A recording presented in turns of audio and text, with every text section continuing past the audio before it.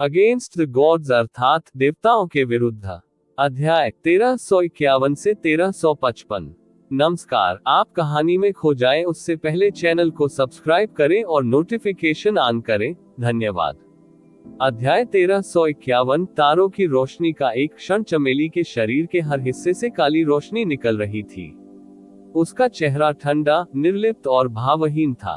उस पर कोई भावना या भावना नहीं पाई गई, मानो वह कोई कठपुतली हो जिसकी आत्मा का अपहरण कर लिया गया हो। लेकिन वास्तव में वह जो कर रही थी उसके प्रति वह अतुलनीय रूप से सचेत और जागरूक थी। वास्तव में वह अपने जीवन के किसी भी अन्य बिंदु की तुलना में अब अधिक स्पष्ट सोच वाली थी। वह जानती थी कि वह कौन थी, वह जानती थी कि वह कहाँ थी, वह जानती थी कि उसके शरीर में किस प्रकार की शक्ति उमड़ रही थी। इसके अलावा वह इस बारे में और भी अधिक जागरूक थी कि वह क्या कर रही थी, वह किन लोगों का सामना कर रही थी, वह किन लोगों को मार रही थी, और वह स्पष्ट रूप से देख सकती थी कि उसके शैतान चक्र के कारण स्टार गॉड क्षेत्र किस प्रकार के नरक में बदल गया था। वह रुकी नहीं, झिझकी नहीं, और इससे भी अधिक उसे कोई अफसोस नहीं हुआ, क्योंकि उसकी दुनिया पहले ही पूरी तरह से ढह चुकी थी और अब से इसमें कोई रंग नहीं रह सकता था। चार देव सम्राट, तारा देवता, चंद्रमा देवता, संरक्षक, ब्रह्मा देवता और ब्रह्मा राजा। अब जब ये सभी शक्तियां, जो वर्तमान देवताओं की तरह थीं, सभी यहाँ एकत्रित हो गए थे, वह जानती थी कि वह निश्चित रूप से यहाँ आएगी, आज इसी स्थान पर दफनाया जाएगा। भले ही वह उनके द्वारा नहीं मारी गई, फिर भी वह खुद को खत्म कर लेगी। वह निश्चित रूप से यूचे को येलो स्प्रिंग्स की सड़क पर अकेले चलने की अनुमति नहीं देगी। वे एक साथ स्वर्ग जाएंगे, एक साथ नरक में उतरेंगे, एक साथ पुनर्जन्म की ओर बढ़ेंगे। ये सिर्फ इतना था कि ये सब होने से पहले वह इन स्टार गॉड लैंड्स को लेना चाहती थी, जिन्होंने उसे दफनाया था, और इन जिंदगियों और ताजा खून को लेना चाहती थी, जो पूर्वी दिव्य क्षेत्र में सबसे कीमती थे, और उन्हें एक साथ दफनाना चाहती थी। उनके साथ शैतानी रोशनी, काले स्थानिक आंसू, शैतानी धुंध। दुनिया बार बार ढह रही थी और टूट रही थी। इसके अलावा इन सर्वोच्च शक्तियों के शरीर, जिन पिंडों को इस ब्रह्मांड में क्षति पहुंचाना सबसे कठिन अस्तित्व माना जाता था, जब भी वे एक दूसरे के संपर्क में आते तो निश्चित रूप से असंख्य क्लेशों के दुष्ट शिशु चक्र द्वारा घायल हो जाते। जब भी वह राक्षसी चक्र नाचता, तो निश्चित ही वह आकाश को काले रक्त की वर्षा से रंग देता। फाड़ना। अंतरिक्ष में एक काले आंसू से चंद्र देवता का शरीर तुरंत आधा कट गया। फाड़ना। प्रकाश की एक काली किरण एक ही समय में दो अभिभावकों के शरीर से होकर गुजरी। हमलावर शैतानी ऊर्जा ने उनके मेरिडियन को तोड़ दिया और उनके आंतरिक अंगों को नष्ट कर दिया। RMMBB एक चंद्र देवता और दो ब्रह्मा राजाओं को तेजी से सिकुड़ते डेक्नेस डेविल डोमेन में खींच लिया गया था, और चाहे उन्होंने कितना भी संघर्ष किया हो, वे मुक्त नहीं हो सके। शैतान का डोमेन अपनी चरम सीमा तक सिकुड़ने के बाद फट गया। उसके बाद तीनों लोग दुख में चिल्लाने लगे, क्योंकि उन्हें उड़ते हुए भेजा गया था, उनका खून हवा में फैल रहा था। शक्ति की किरणें राक्षसी पहिए और जैस्मीन के शरीर पर लगातार विस्फोट करते हुए अंधेरे को चीर देती है। दुष्ट शिशु का विलाप और हंसी तीव्र से कमजोर होती चली गई, और आकाश में दुष्ट शिशु की छवि धीरे धीरे धुंधली होने लगी।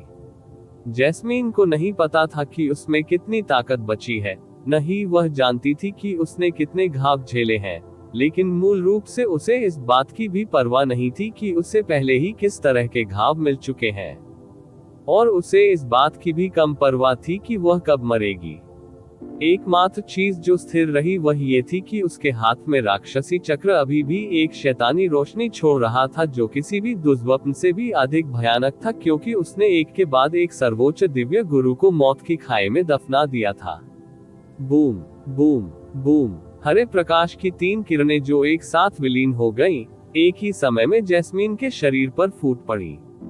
दुष्ट शिशु की कर्कश चीख के बाद जैस्मिन दूर जा गिरी। उसके शरीर के चारों ओर की काली रोशनी एक पल के लिए बुझ गई। राक्षसी चक्र भी पहली बार उसके हाथ से छूट गया। ब्रह्मा स्वर्ग देवता सम्राट की आंखें अचानक चमक उठी और उन्होंने अपने मुंह से खून थूककर अपनी सुनहरी तलवार पर छिड़क दिया। तलवार का शरीर तुरंत सूरज की तरह चमकने लगा, क्योंकि उसने इस दुर्लभ अवसर को जब्त कर लिया और इसे सीधे जैस्मीन की जीवन नस की ओर धकेल दिया। राक्षसी चक्र ने उसकी पकड़ छोड़ दी थी, शैतानी रोशनी बुझ गई थी। अब जब उसकी सुरक्षा में एक बड़ा अंतर उजागर हो गया था और उसे दुष्ट शिशु की सुरक्षा के बिना छोड़ दिया गया था, तो उसे पूरा यकीन था कि यह तलवार का वार निश्चित रूप से सक्षम होगा चमेली की जीवन नस को नष्ट करने के लिए। एक देव सम्राट के लिए कई किलोमीटर की दूरी एक पल का एक अंश मात्र थी।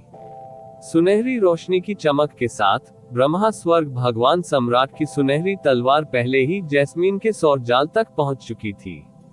लेकिन इससे पहले कि सुनहरी रोशनी जारी हो पाती, एक हल्के सफेद हाथ ने पहले ही तलवार के शरीर को पकड़ लिया था। काली रोशनी एक बार फिर हाथ से छूट गई और सुनहरी तलवार का शरीर तुरंत ऐसा महसूस हुआ जैसे उसे बर्फ में सील कर दिया गया हो। वह 1 मिलीमीटर भी आगे नहीं बढ़ पा रहा था। देव सम्राट शक्ति, जो फूटने ही वाली थी, ऐसा भी लग रहा था जैसे वह अंधेरे के पिंजरे में फंस गया हो, मुक्त होने में असमर्थ हो। जैसे ही उसने चमेली की काली आंखों को देखा जो धीरे धीरे उसकी आंखों से मिलने के लिए घूम रही थी, ब्रह्मा स्वर्ग भगवान सम्राट को ऐसा लगा जैसे किसी भूत देवता ने उसकी आत्मा को भयभीत कर दिया हो, क्योंकि उसका पूरा शरीर अचानक ठंडा हो गया था। चमेली की शक्ति अचानक इतनी भयानक हो जाने का कारण वास्तव में असंख्य क्लेशों के दुष्ट शिशु चक्र का जागरण था। लेकिन दुनिया इस बात से अनभिज्ञ थी कि उसे उस राक्षसी चक्र ने पकड़कर दुष्ट शिशु में परिवर्तित नहीं किया था। इसके विपरीत वह असंख्य क्लेशों के दुष्ट शिशु चक्र की स्वामी थी। उसे दुष्ट शिशु बनने के लिए मजबूर नहीं किया गया था, इसके बजाय वह दुष्ट शिशु की स्वामी थी। इस प्रकार दुष्ट शिशु की शक्ति भी उसकी शक्ति थी। भले ही दुष्ट शिशु ने उसकी पकड़ छोड़ दी हो, फिर भी उसके शरीर में जो शक्ति उमड़ी वह अभी भी दुष्ट शिशु की पूरी शक्ति थी। दुर्भाग्य से उसके लिए ब्रह्मा स्वर्ग भगवान सम्राट को इसका एहसास बहुत देर से हुआ और ठीक उसकी आंखों के सामने, आंखें जो अविश्वास की मंद रोशनी से भरी हुई थीं, चमेली का दूसरा हाथ उसकी छाती पर जोर से टूटा।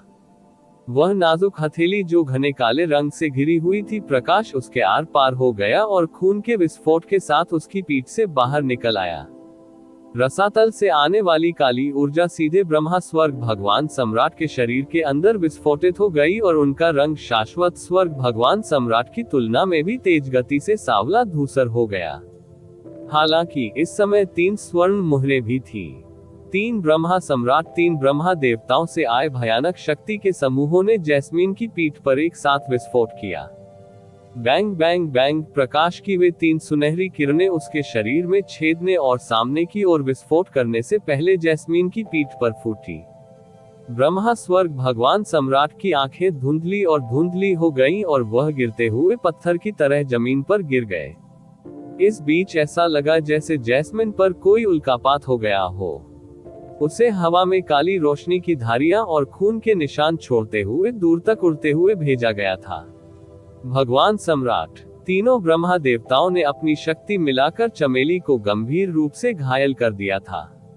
लेकिन उसके बाद उन्होंने तुरंत ब्रह्मा स्वर्ग भगवान सम्राट को पकड़ने के लिए झपट्टा मारा।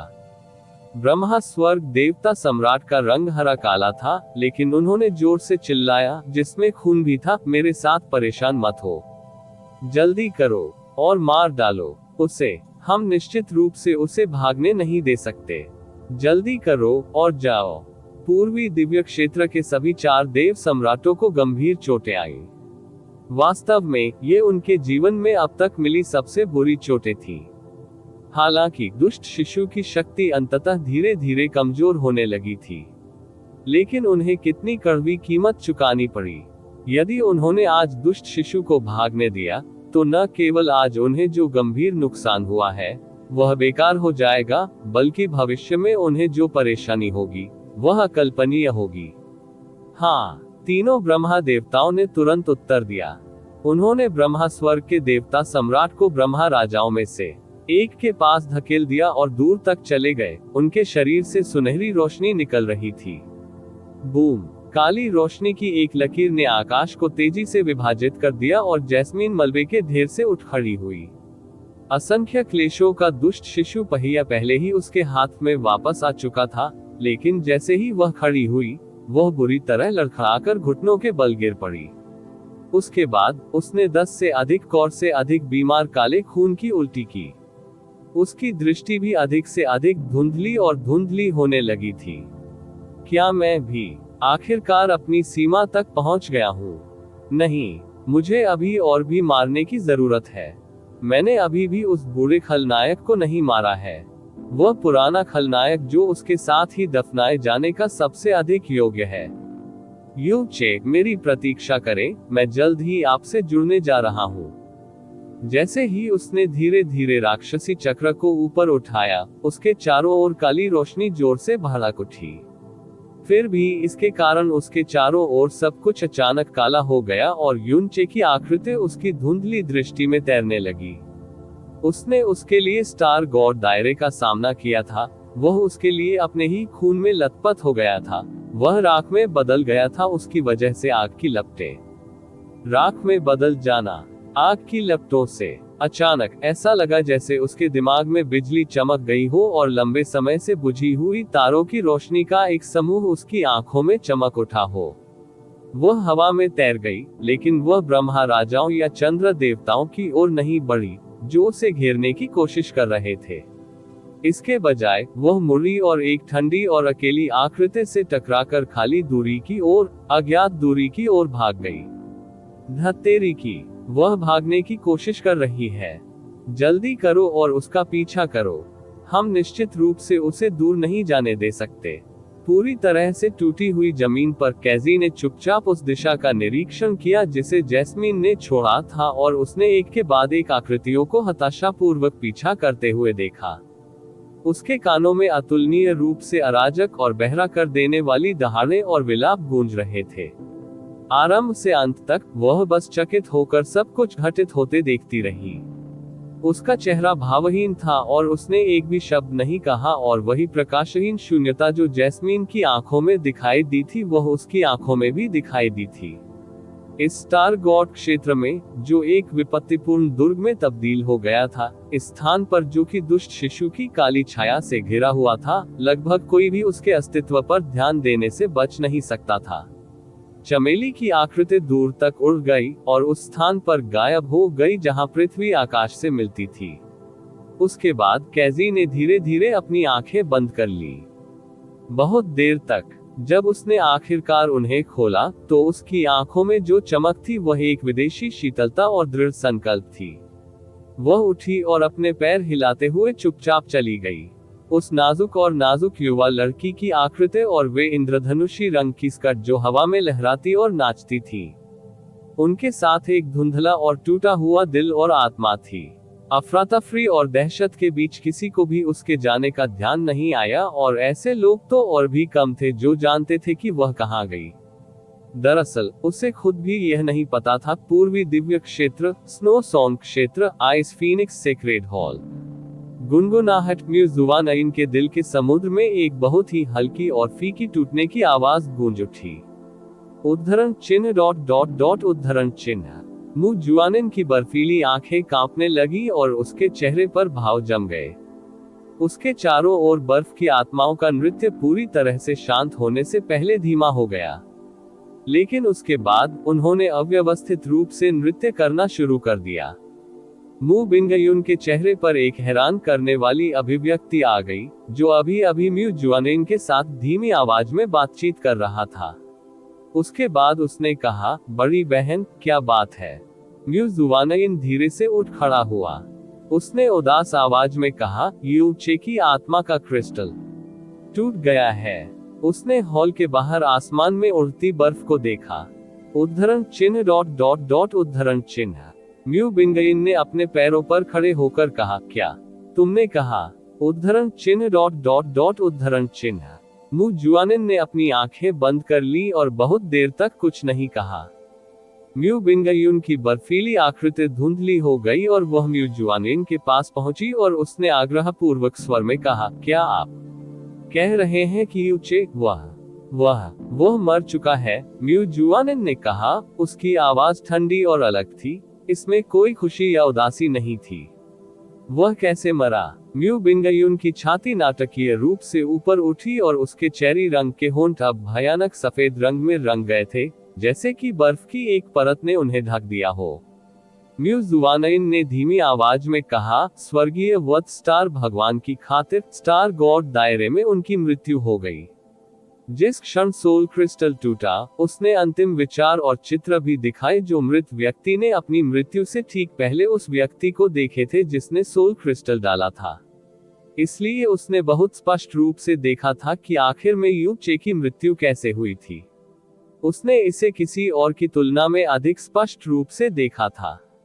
मू बिंगयुन के होंठ हल्के से खुले, लेकिन काफी देर बाद ही वह सपने की तरह हल्की और धीमी आवाज में बोल पाए, क्या वह ड्रैगन भगवान के दायरे में नहीं था? वह अचानक वहां क्यों जाएगा स्टार गॉड रियलम? बिल्कुल वैसा ही हुआ। मरा तो मर चुका है, इसलिए अब इसके बारे में चिंता करने की कोई जरूरत नहीं है। मू जुआनिन की आवाज उदास और ठंडी थी, इतनी उदास और ठंडी कि इसने म्यू बिंगयुन को चौंका दिया। वह था किसी और के द्वारा नहीं मारा गया। ये स्पष्ट रूप से जानने के बावजूद कि उसे मरना ही है, उसने हठपूर्वक खुद को अपनी मौत के लिए भेज दिया।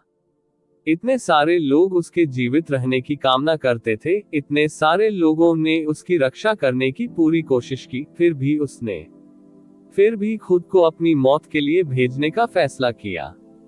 अगर वह मर गया तो ठीक है, अच्छा तो यही है कि वह मर गया। मैं म्यू जुआनिन ऐसा मूर्ख और मूर्ख शिष्य नहीं हूं। आप ऑडियो बुक्स 108 देख रहे हैं। धोखेबाजों से सावधान रहें। अपनी बर्फीली आस्तीन की भारी लहर के साथ म्यू जुआनिन घूमी और ठंडे स्वर में चली गई। बड़ी बहन। इससे पहले कि उसके कानों से ठंडी आवाज कम हो, मू बिंगयुन ने अपनी बहन की पीठ की ओर देखते हुए चिंतित स्वर में कहा, क्या आप ठीक हैं? अगले कुछ वर्षों में मैं स्वर्गीय नेदरफ्रॉस्ट झील में खुद को एकांत में रखूंगा। भले ही कोई महत्वपूर्ण घटना घट जाए, आप मुझे परेशान नहीं करेंगे। मू जुआनिन की आकृति बर्फ में फिसल गई, जिससे उसके बर्फीले बाल शोकाकुल ठंड में नाचने लगे। इसके अलावा चूंकि यूनचे पहले ही मर चुका है, तो इसे ऐसे माने जैसे कि वह पहले कभी सामने नहीं आया था। इसके बाद तुम कभी भी मेरे सामने उसका नाम नहीं लेना। जैसे ही उसकी ठंडी आवाज गिरी, उसकी बर्फीली आकृति दूर में गायब हो गई और महल के बाहर बर्फीली हवाएं कुछ अव्यवस्थित होने लगी। म्यू बिंगयुन काफी देर तक चकित रह गई और वह बर्फ में छोड़े गए गंदे पैरों के निशानों की कतार को देखने से पहले बिना सोचे समझे हॉल से बाहर चली गई। स्नो सॉन क्षेत्र में जन्मे किसी व्यक्ति के लिए वे जीवन भर बर्फ और बर्फ के साथ रहे थे, इसलिए यहाँ तक कि सबसे साधारण आइस फीनिक्स पैलेस शिष्य भी बर्फ पर कदम रखने पर एक भी निशान नहीं छोड़ेंगे। रिपोर्ट अध्याय टिप्पणियां अध्याय 1352 पूर्वी दिव्य क्षेत्र पर काली छाया स्टार गॉड दायरे के बाहर अद्वितीय भयानक ब्रह्मांडीय तूफान जिसमें सब कुछ नष्ट करने की पर्याप्त शक्ति थी, अंततः शांत हो गया। स्टार गॉड रियलम प्राचीन काल से ही तारों से घिरा हुआ स्थान था और ऐसा लगता था जैसे इसे स्वयं स्वर्ग का संरक्षण प्राप्त हो। लेकिन आज यह मलबे से बिखरी, अंधेरी और राख की बंजर भूमि में तब्दील हो गया है, जिसे दूर से देखने पर किसी को भी विश्वास नहीं होता कि यह पूर्वी दिव्य क्षेत्र का एक राजा क्षेत्र है। स्टार गॉड क्षेत्र का मुख्य भाग स्टार गॉड सिटी भी पूरी तरह से नष्ट हो गया था। मीलों में पाए जाने वाली एक भी अक्षुण वस्तु नहीं, star God palace, heavenly star lake, star reaching pavilion, सुरक्षात्मक गहन संरचनाएं, सब कुछ और कुछ भी जिसने स्टार गॉड दायरे की मिलियन वर्षीय संपत्ति बनाई थी, प्रतीक और नींव पूरी तरह से नष्ट हो गए थे। विनाश इतना व्यापक था कि ऐसा लगा मानो वे दुनिया की सतह से ही मिट गए हो। स्टार गॉड सम्राट बंजर भूमि के केंद्र में खाली खड़ा था। कल ही स्टार गॉड सिटी एक अमर क्षेत्र या पवित्र भूमि की तरह चमक रहा था जो सितारों से घिरा हुआ था। भले ही स्टार गॉड दायरे का एक दिन नष्ट होना तय था, इसे एक प्राकृतिक आपदा में नष्ट होना चाहिए था जिसने पूरी दुनिया को घेर लिया था, या राजा क्षेत्रों के बीच एक भयानक युद्ध जो सहस्राब्दियों या यहाँ तक कि दसियों सहस्राब्दियों तक चला था। लेकिन नहीं, स्टार गॉड क्षेत्र को एक ही दिन में बंजर भूमि में बदल दिया गया था। एक पूरा राजा साम्राज्य खत्म हो गया, ठीक ऐसे ही। क्या मजाक है, क्या मजाक है। हालांकि स्टार गॉड सम्राट पहला गॉड सम्राट था जिसने अपनी सारी शक्ति खत्म कर दी थी, वास्तव में वह वही था जिसे सबसे कम चोटें लगी। उसने अपने चारों ओर कीचड़ भरी आंखों और बेवकूफी भरी नजरों से, जो उसकी पहचान में फिट नहीं बैठती थी, अचंभित होकर देखा। ऐसा लग रहा था जैसे वह चाह रहा हो कि सब कुछ बस एक हास्यास्पद दुर्स्वप्न हो। मून गॉड सम्राट गंभीर रूप से घायल हो गया था और यूगुजी उसे जल्द से जल्द इलाज के लिए मून गॉड दायरे में वापस ले जा रहा था। शाश्वत स्वर्ग देव सम्राट और ब्रह्मा स्वर्ग देव सम्राट को भी गंभीर चोटें लगी थी, और जो शैतानी शक्ति उन पर आई थी वह अब भी उन्हें पीड़ा दे रही थी। लेकिन उनमें से कोई भी अभी तक इलाज के लिए नहीं गया था। वे तब तक चैन से नहीं बैठ सकते थे जब तक कि वे दुष्ट शिशु की मृत्यु को अपनी आंखों से न देख ले। खांसी, खांसी, खांसी। शाश्वत स्वर्ग भगवान सम्राट बहुत दर्द में लग रहे थे और उनका रंग आश्चर्यजनक रूप से नीला काला था। जब भी वह जोर से खांसता तो उसके गले से लाल काले खून की धार निकल जाती।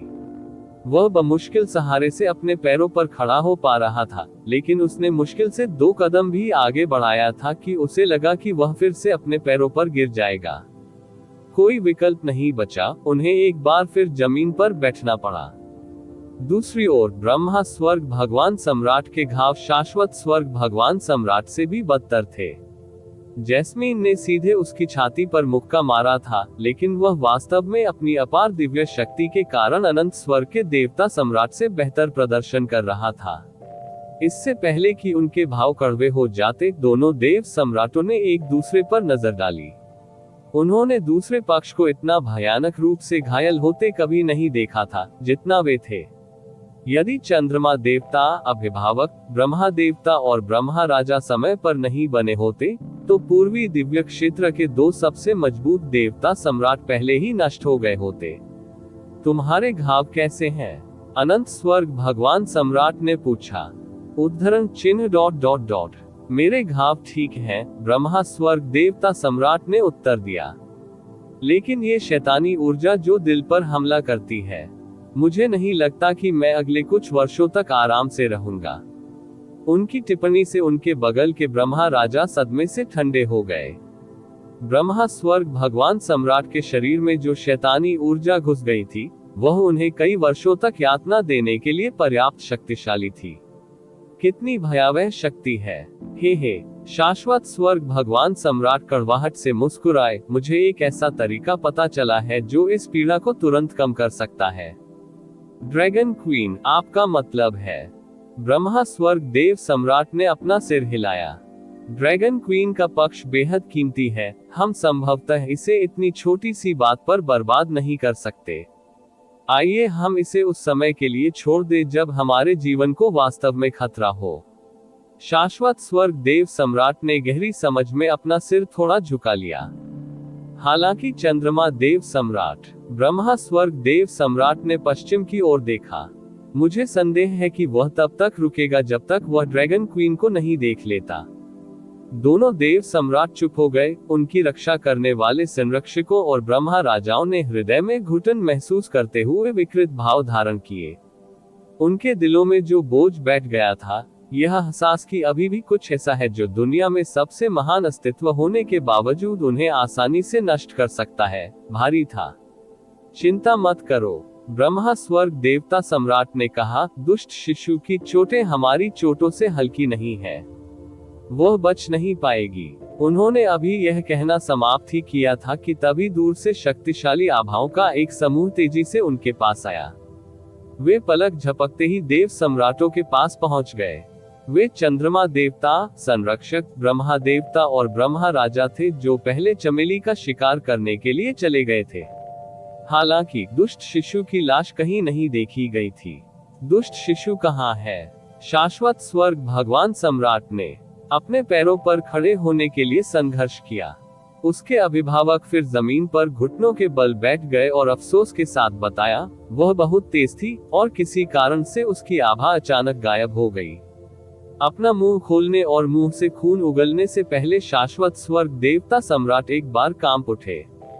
उसका पहले से ही फीका रंग पहले से भी अधिक सफेद हो गया। उसे अभी अभी याद आया था कि दुष्ट शिशु भी स्वर्गीय वध सितारा भगवान था। वह पूरे पूर्वी दिव्य क्षेत्र में सबसे तेज और गुप्त सितारा भगवान थी। सभी 4 देव सम्राट गंभीर रूप से घायल हो गए थे और चंद्रदेव सम्राट भी अपनी मृत्यु के करीब थे। हालांकि उन्होंने कई तारा देवताओं, चंद्रमा देवताओं, अभिभावकों और ब्रह्मा राजाओं के बलिदान की बदौलत दुष्ट शिशु को सफलतापूर्वक एक कोने में खदेड़ दिया था। अंततः वह बच निकली। यदि उसे अपनी ताकत वापस पाने का समय दिया गया तो संपूर्ण पूर्वी दिव्य क्षेत्र नहीं, संपूर्ण देव क्षेत्र बहुत खतरे में पड़ जाएगा। मेरे नाथ, शाश्वत स्वर्ग भगवान सम्राट की प्रतिक्रिया से अभिभावक स्तब्ध रह गए।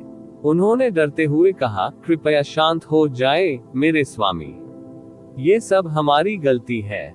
ब्रह्मा स्वर्ग के देवता सम्राट ने अपनी आंखें बंद करने से पहले जोर से आह भरी और कहा, दुष्ट शिशु दुनिया में वापस आ गया है और उसकी शक्ति कल्पना से परे भयानक है।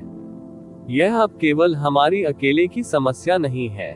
हमें उसकी वापसी के बारे में पश्चिमी दिव्य क्षेत्र और दक्षिणी दिव्य क्षेत्र को तुरंत सूचित करना चाहिए और दुनिया के लिए एक घोषणा करनी चाहिए ताकि हम उसे ढूंढ सकें। हमें उसे ढूंढते ही तुरंत मार देना चाहिए। हम उसे राहत की सांस लेने या ठीक होने का कोई मौका नहीं दे सकते।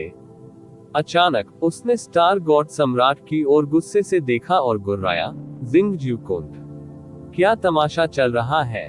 स्टार गॉड सम्राट का चेहरा इतना राख सा लग रहा था कि ऐसा लग रहा था मानो वह अपना दुख भी नहीं सह पा रहा हो। मुझे नहीं पता था, मैं ये कभी नहीं पता था।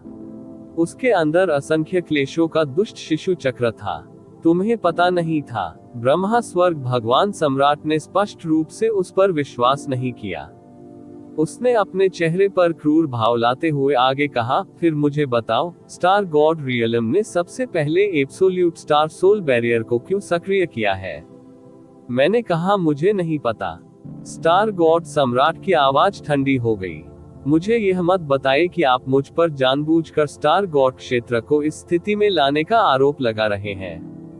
ये सच था। वह वास्तव में नहीं जानता था कि असंख्य क्लेशों का दुष्ट शिशु पहिया, जिसने शैतानों और देवताओं के युग को नष्ट कर दिया था और बाद में गायब हो गया था, इस समय जैस्मीन के अंदर था। हालांकि वह उस क्षण को नहीं भूलेगा जब दुष्ट शिशु मृत्यु के बाद भी जीवित हो गया था। अब तक उसे स्पष्ट रूप से एहसास हो गया था कि दुष्ट शिशु केवल इसलिए जाग गया था क्योंकि यूचे की जैस्मीन से पहले एक भयानक मौत हो गई थी और उसने उसे झकझोर कर रख दिया था। मूल रूप से ये पूरी तरह से नींद में होना चाहिए था। अंत में इस आपदा के घटित होने का वास्तविक कारण स्टार गॉड रियलम समारोह था। अधिक विशेष रूप से उसकी महत्वाकांक्षा ही हर चीज का कारण थी। ऐसा बिल्कुल भी नहीं था कि वह किसी को सच बता रहा था, अन्यथा हर जीवित प्राणी द्वारा उसके पापों के लिए तुरंत उस पर आरोप लगाया जाता और उसे ब्रह्मा स्वर्ग भगवान क्षेत्र, शाश्वत स्वर्ग भगवान क्षेत्र और चंद्रमा भगवान क्षेत्र के क्रोध का सामना करना पड़ता। फिलहाल स्टार गॉड रियलम यह मानते हुए कि यह अभी भी अपनी वर्तमान स्थिति में अपने नाम के लायक है, बिना किसी संदेह के पूरी तरह से जर्जर अवस्था में था। सब कुछ नष्ट हो गया था और इस प्रक्रिया में अनगिनत जानें चली गई थी। केवल 6 स्टार देवता और 17 बुजुर्ग अभी भी जीवित थे और उनमें से हर कोई युद्ध के दौरान घायल हो गया था। हेवनली सोल स्टार गॉड ने अपने दोनों पैर भी खो दिए थे। उनका रीमेक बनाना आसान होगा, लेकिन उन्हें दिव्य शरीर के स्तर पर वापस लाना एक पूरी तरह से अलग कहानी थी। स्टार गॉड क्षेत्र अभी भी 20 या उससे अधिक दिव्य मास्टर्स मजबूत था, लेकिन यह अब राजा क्षेत्र माने जाने के योग्य नहीं था। ये कैसे हो सकता है जब क्षेत्र स्वयं पूरी तरह से समाप्त हो गया था? ब्रह्मा स्वर्ग भगवान सम्राट का चेहरा हमेशा की तरह काला लग रहा था। वह स्टार गॉड सम्राट से आगे पूछताछ करने ही वाला था कि उसके शरीर के अंदर की शैतानी ऊर्जा अचानक उग्र हो गई और उसे डगमगाने पर मजबूर कर दिया। वह कमजोर होकर फर्श पर गिर गया और ऐसा लग रहा था जैसे वह बहुत दर्द में है। भगवान सम्राट, आपके इलाज में अब और देरी नहीं होनी चाहिए, अन्यथा आपको अपूरणीय क्षति हो सकती है। एक ब्रह्मा देवता ने गंभीरता से कहा, हम दुष्ट शिशु की खोज के लिए अपनी शक्ति में सब कुछ करेंगे। हम अनंत स्वर्ग देव क्षेत्र पर भरोसा करेंगे ताकि दुनिया को अनंत स्वर्ग की आवाज के साथ इसके उद्भव की सूचना दी जा सके। ब्रह्मा स्वर्ग देव सम्राट ने स्टार देव सम्राट पर उंगली उठाने से पहले उस शैतानी ऊर्जा को नीचे धकेल दिया जो उसके शरीर को नुकसान पहुंचा रही थी। बेहतर होगा कि दुष्ट शिशु की वापसी का तुमसे कोई लेना देना न हो, वरना मैं तुम्हें खुद ही तोड़ दूंगा। हम जाते हैं। ब्रह्मा स्वर्ग देव सम्राट जाने से पहले एक बार गुर्राए। उसे वास्तव में अपने इलाज में अब और देरी नहीं करनी चाहिए। अनंत स्वर्ग देव सम्राट ने भी अचानक प्रश्न पूछने से पहले तारा देव सम्राट की ओर रुख किया था। यूचे कहाँ है? उद्धरण चिन्ह ... उद्धरण चिन्ह। स्टार गॉड सम्राट ने उदासीनता से उत्तर दिया, दुष्ट शिशु की शक्ति हमारे सभी स्टार गार्डों का सफाया करने के लिए पर्याप्त है, तो कैसे वह संभवतः हमले से बच सकता है? शाश्वत स्वर्ग भगवान सम्राट एक लंबी आह भरने से पहले बहुत देर तक चुप रहे। ये सच था कि दुष्ट शिशु ने लगभग पूरे स्टार गॉड क्षेत्र को नष्ट कर दिया था, और शॉकवेव का हल्का सा झटका भी यूचे जैसे लोगों को धूल में मिला देगा। हालांकि अनंत स्वर्ग के देवता सम्राट इस उत्तर के लिए तैयार थे, फिर भी उनका दिल यूचे की हानि पर दर्द और विलाप में दर्द कर रहा था। वह क्यों आया? वह एब्सोल्यूट स्टार सोल बैरियर में प्रवेश करने में सक्षम क्यों था? अनंत स्वर्ग भगवान सम्राट ने पूछा। उद्धरण चिन्ह ... उद्धरण चिन्ह। स्टार गॉड सम्राट ने इस बार कुछ नहीं कहा। आह, कोई बात नहीं, जो बीत गया वो बीत गया। जवाब मिल भी जाए तो कुछ नहीं बदलेगा, लेकिन एक महान प्रतिभा को खोना कितनी शर्म की बात है जो पूर्वी दिव्य क्षेत्र के मिथक को फिर से लिखने में सक्षम हो सकता है। शाश्वत स्वर्ग भगवान सम्राट अपने परिवेश को देखने के लिए रुक गए। फिर उसने आह भरते हुए कहा, स्टार गॉड सम्राट, मुझे संदेह है कि स्टार गॉड दायरे की सतह पर कई जीव बचे हैं, और इस शैतानी ऊर्जा को बहुत बहुत लंबा समय लग सकता है। स्पष्ट, यदि आपके पास जाने के लिए कहीं और नहीं है, तो क्या आप शाश्वत स्वर्ग ईश्वर क्षेत्र में स्वस्थ होना चाहेंगे? मैं आपकी दयालुता के लिए धन्यवाद देता हूँ, शाश्वत स्वर्ग भगवान सम्राट। लेकिन तारा देवता सम्राट ने अपनी आंखों में शून्यता के बावजूद अपना सिर हिलाया। मेरे पूर्वजों का सदियों पुराना रक्त और गौरव मेरे शासनकाल के दौरान बंजर भूमि में बदल गया है, लेकिन मैं इसे तब तक नहीं छोड़ सकता जब तक मैं अभी भी तारा देवता हूँ सम्राट। यह मेरी मृत्यु का स्थान है, और इसलिए मैं यहीं रहूंगा, अन्यथा मैं अपने पूर्वजों का सामना नहीं कर पाऊंगा।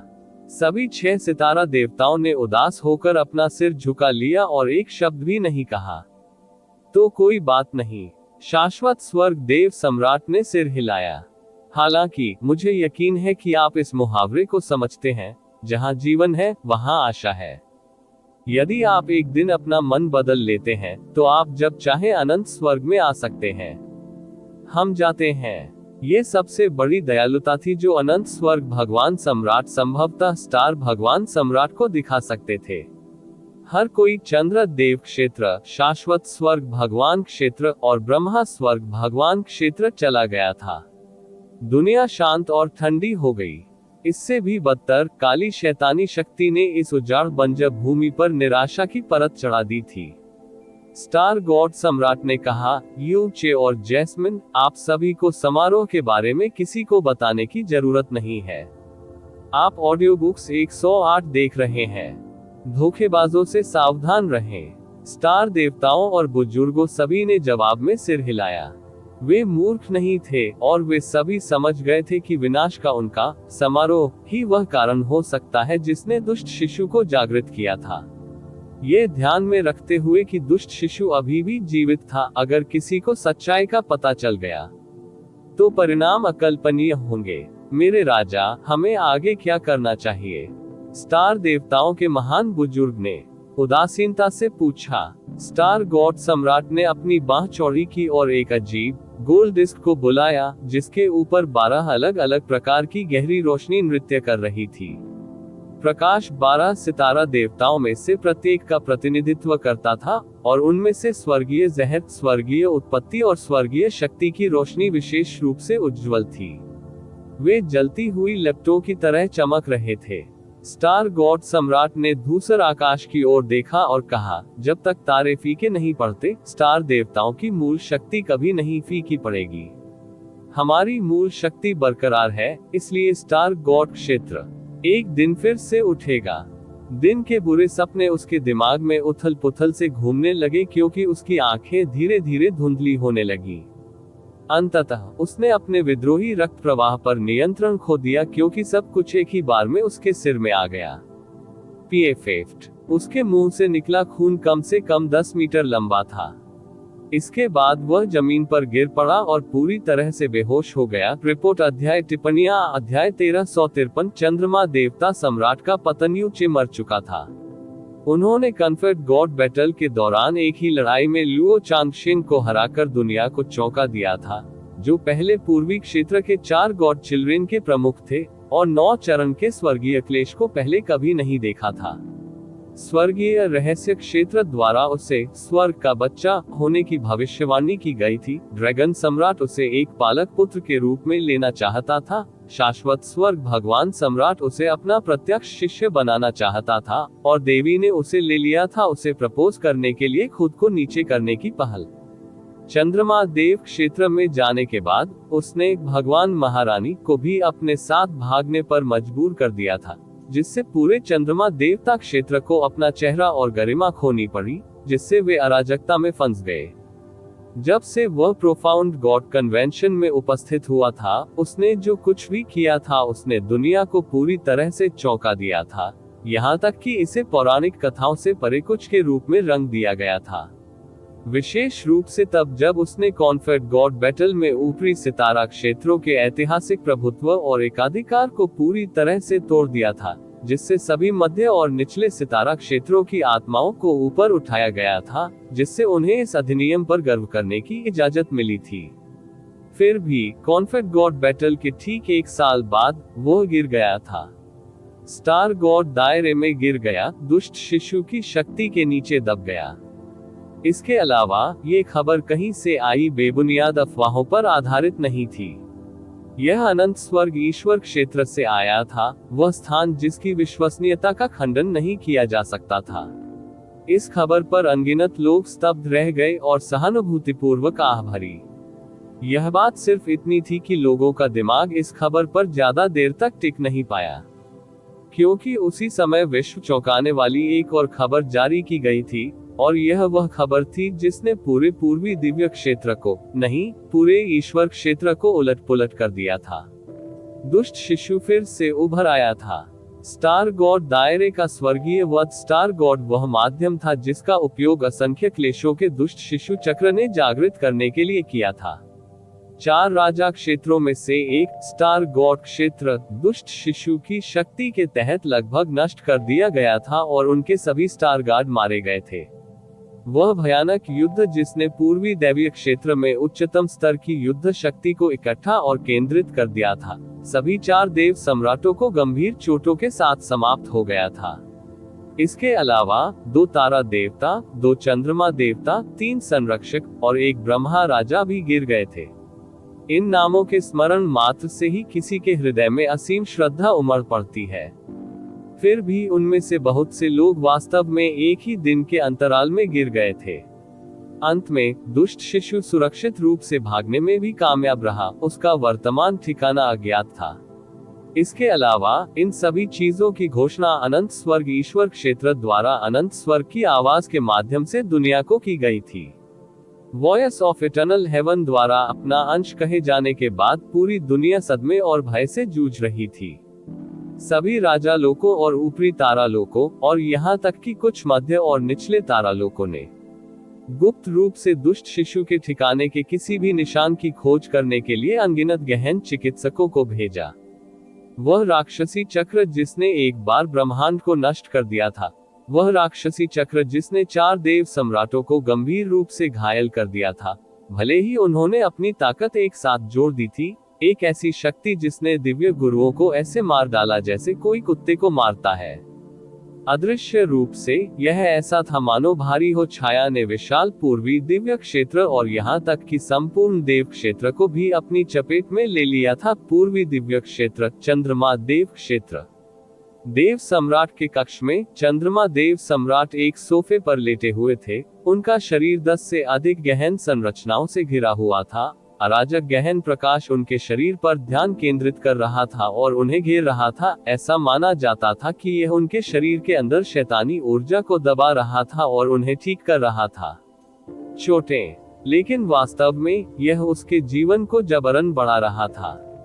उसके शयन कक्ष के भीतर सभी चंद्र देवता, चंद्र देवदूत और सम्राट के वंशज एकत्र हुए थे। वे सभी जमीन पर गिर पड़े। उनके चेहरे पर डर और चिंता थी। शयन कक्षों के पीछे सम्राट के बच्चों और पोते पोतियों से बीच बीच में सिसकने की स्पष्ट या दबी हुई आवाज भी सुनी जा सकती थी। चंद्रमा देवता सम्राट का रंग हरा काला बना हुआ था और उनका शरीर पूरी तरह से गहरे प्रकाश से ढका हुआ था। हालांकि जिन लोगों ने उसके वास्तविक घाव देखे थे, भले ही वे मून गॉड या मून गॉड दूत थे, उनमें से हर एक को इतना सदमा लगा था कि उनकी हिम्मत टूट गई थी। यहाँ तक कि एक देव सम्राट के लिए भी ये सभी घाव घातक थे। गहन संरचनाओं के भीतर चंद्रमा देवता सम्राट ने अंततः धीरे धीरे अपनी आंखें खोलनी शुरू कर दी। उन आंखों में एक बैंगनी रोशनी चमक उठी, लेकिन ये बैंगनी रोशनी जो एक बार एक ही चमक से स्वर्ग के नीचे सभी को वश में करने में सक्षम थी, अब एक ऐसी रोशनी में बदल गई थी जो इस समय जुगनू की रोशनी जितनी कमजोर थी। बूजी, उसने धीरे से कहा, पीछे रहो। आप में से बाकी लोग इस जगह से हट जाएं। शाही पिता चंद्रमा देवता के राजकुमार युजुआंगे, जो सामने थे, ने चिल्लाते हुए अपना सिर उठाया। उनका चेहरा आंसुओं से भरा हुआ था और उनकी आवाज कांप रही थी जब उन्होंने कहा, ये बच्चा अपने पिता के साथ जाना चाहता है। मैं शाही पिता से विनती करता हूँ, इस बच्चे को मत भगाओ। हट जाओ, चंद्रमा देवता सम्राट ने लंगड़ा और शक्तिहीन हाथ लहराते हुए कहा। शाही पिता, ये बच्चा, युजुआंग जारी रखना चाहता था। प्रत्येक शब्द के साथ एक सिसकियां भी थी। निकालना। के चंद्रमा देवता सम्राट की आवाज अचानक गंभीर हो गई और उनके शरीर में शैतानी ऊर्जा के परेशान होने के कारण उन्हें दर्दनाक और तीव्र खांसी का दौरा पड़ा। ये राजा अभी तक नहीं मरा है, लेकिन क्या आप सभी पहले से ही मेरे आदेशों की अवहेलना करने लगे हैं? यद्यपि चंद्रमा देवता सम्राट इतने गंभीर रूप से घायल हो गए थे कि वह मृत्यु के कगार पर थे, उनकी शक्ति अभी भी बनी हुई थी और दर्द और क्रोध की उस धीमी चीख ने हर किसी को परेशान कर दिया था। दिल सदमे से कांप उठता है। युजुआंगे ने घबराकर अपना सिर झुकाया। ये बच्चा हिम्मत नहीं करता है। शाही पिता, कृपया अपना गुस्सा शांत करें। ये बच्चा अब चला जाएगा। सभी लोग चले गए और बहुत जल्दी केवल 2 लोग, चंद्रमा देवता सम्राट और युगुजी, शयन कक्ष में रह गए। चंद्रदेव सम्राट ने बहुत लंबी सांस लेते हुए हल्के से अपनी आंखें बंद कर ली, लेकिन उनका रंग और अधिक गहरा और राख होता जा रहा था। भगवान सम्राट, पश्चिमी दिव्य क्षेत्र की ड्रैगन रानी निश्चित रूप से आपको बचा सकती है। आप इसे आजमाने के लिए तैयार क्यों नहीं है? गोल्डन मून गॉड युगुजी ने दर्द भरी आवाज में कहा। एक बार फिर अपनी नजरें फेरने से पहले उसने चंद्रदेव सम्राट के घावों पर एक नजर डाली। उसने उन पर दोबारा नजर डालने की हिम्मत नहीं की। ऐसा नहीं है कि मैं अनिच्छुक हूँ, बात यह है कि वास्तव में पहले ही बहुत देर हो चुकी है, चंद्रमा देवता सम्राट ने बहुत कठिनाई से कहा। वह सबसे स्पष्ट व्यक्ति था कि उसका शरीर किस प्रकार की स्थिति में था। चंद्रमा देवता क्षेत्र और पश्चिमी दिव्य क्षेत्र के ड्रैगन भगवान क्षेत्र के बीच की दूरी बहुत दूर थी, इसलिए भले ही ड्रैगन रानी शेनशी वास्तव में हाथ बढ़ाने को तैयार थी और उसकी मदद करो, वह तब तक रुक नहीं पाएगा। इसके अलावा वेनिशिंग मून सेलेस्टियल पैलेस, जो सबसे तेज गति से ड्रैगन गॉड दायरे तक पहुंच सकता था, जिया क्विंग्यू द्वारा पहले ही यूचे को दे दिया गया था। चंद्रमा देवता सम्राट ने दयनीय हंसी के साथ कहा, स्वर्गीय रहस्य क्षेत्र से प्राप्त सत्य ने मुझे कभी धोखा नहीं दिया है। एक राजा क्षेत्र के सम्राट के रूप में मैं अभी भी अपनी नियति से भागने में असमर्थ हूँ। ऐसा लगता है कि पिछले कुछ वर्षों में मैंने जो भी तैयारी की है वह व्यर्थ नहीं गई। भगवान सम्राट, यू वुजी ने दर्द से अपनी आंखें बंद कर ली। चंद्रमा देवता सम्राट ने एक हाथ ऊपर उठाया जिसमें एक चमकता हुआ मोती था जो एक अजीब रोशनी से चमक रहा था। इस मोती को देखकर यू वुजी की आंखें तेजी से फैल गईं। वुजी, ये इंपीरियल मून ग्लेज्ड पल्प, ये राजा इसे अब आपको सौंप देगा। लेकिन यू वुजी मोती लेने के लिए आगे नहीं बढ़े। इसके बजाय वह बुरी तरह से अपने घुटनों पर गिर गया और भयभीत और घबराई हुई आवाज में कहा, भगवान सम्राट, वुजी ऐसी जिम्मेदारी लेने के लिए बिल्कुल अयोग्य है। मैं भगवान सम्राट से अपनी आज्ञा वापस लेने की विनती करता हूँ। मून गॉड दायरे का इंपीरियल मून ग्लेज्ड पल मून गॉड दायरे की मुख्य कलाकृति थी। ये सभी चंद्र देव दैवीय शक्तियों का स्रोत और चंद्र देव सम्राट का प्रतीक था। वुजी, आप और मैं इतने सालों से भाई हैं, तो ये राजा आपको अच्छी तरह से कैसे नहीं जानता? चंद्र देव सम्राट ने धीरे से कहा, ये राजा नहीं चाहता कि तुम्हें चंद्र देव सम्राट की उपाधि मिले, बल्कि मैं इसे आपको सौंप रहा हूं ताकि आप इसे किंग्यू को सौंप सके। उद्धरण चिन्ह डॉट डॉट डॉट उद्धरण चिन्ह। यू वुजी ने अपना सिर उठाया लेकिन वह ज्यादा आश्चर्यचकित नहीं दिखे। ये सिर्फ इतना था कि उनकी अभिव्यक्ति पहले की तुलना में अतुलनीय रूप से अधिक गंभीर और गंभीर हो गई थी। भगवान सम्राट, वुजी अच्छी तरह से जानते हैं कि पिछले कुछ वर्षों में आपकी सबसे बड़ी इच्छा ये थी कि क्विंग्यू अगले देव सम्राट के रूप में आपके उत्तराधिकारी बने। लेकिन भगवान की महारानी बनने का दिखावा करने वाली उसकी योजना बर्बाद हो गई है और अब उसके लिए सिंहासन पर चढ़ने का कोई स्पष्ट रास्ता नहीं है।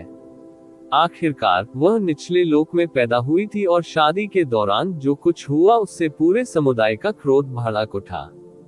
यहाँ तक कि आपकी पालक पुत्री बनना भी अत्यंत कठिन था।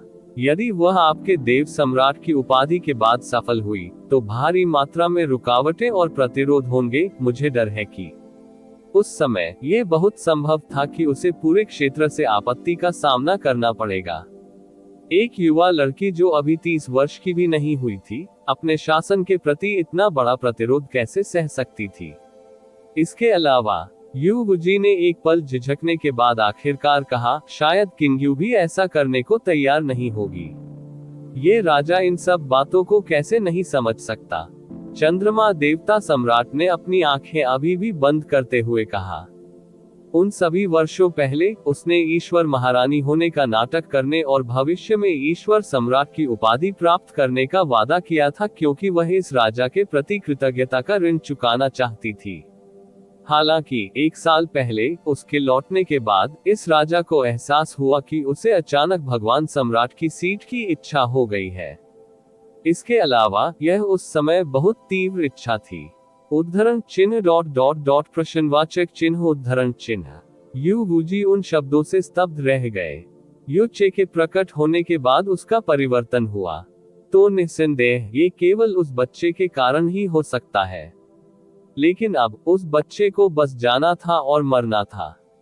कह के एक उत्तेजना के कारण जिसे नियंत्रित करने में उन्हें कठिनाई हो रही थी, चंद्रमा देवता सम्राट की चोटें बढ़ गईं और उन्होंने कई मुंह में काले रंग का खून उगल दिया।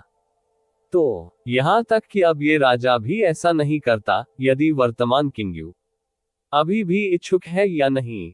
के ये कुछ ऐसा था जिसे चंद्रमा देवता सम्राट बहुत लंबे समय से अपने पास रख रहे थे। जब आखिरकार वह शांत हो गया तो उसके चेहरे का रंग थोड़ा कम हो गया, लेकिन उसकी जगह एक बेहद पीला रंग आ गया जिसे देखना चौंकाने वाला था। वुजी, उसने एक बार फिर अपना मुंह खोला। ये राजा जो शब्द कहने वाला है उसे उकेरने के लिए एक गहन इमेजरी जेड का उपयोग करें। आखिरी वसीयत और वसीयतनामा जो मैं अपने पीछे छोड़ रहा हूं वह घोषणा करता है कि मैं अपनी इच्छा पूरी करने जा रहा हूं जिया क्विंग्यू को स्थिति। यदि वह इच्छुक है तो इंपीरियल मून ग्लेज्ड पल उसे सौंप दें और सार्वजनिक रूप से इस राजा की अंतिम वसीयत और वसीयत की घोषणा करें। यदि वह इच्छुक नहीं है तो आप मेरा उत्तराधिकारी बनेंगे।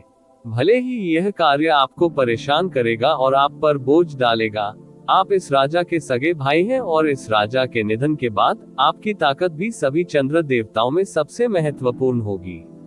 आप ही एकमात्र विकल्प हैं जो जनता को आश्वस्त कर सकते हैं। आप ऑडियो बुक्स 108 देख रहे हैं। धोखेबाजों से सावधान रहें। यू वुजी के होंठ कांपने लगे, लेकिन उन्होंने चंद्रमा देवता सम्राट का विरोध या इनकार करने की कोशिश नहीं की।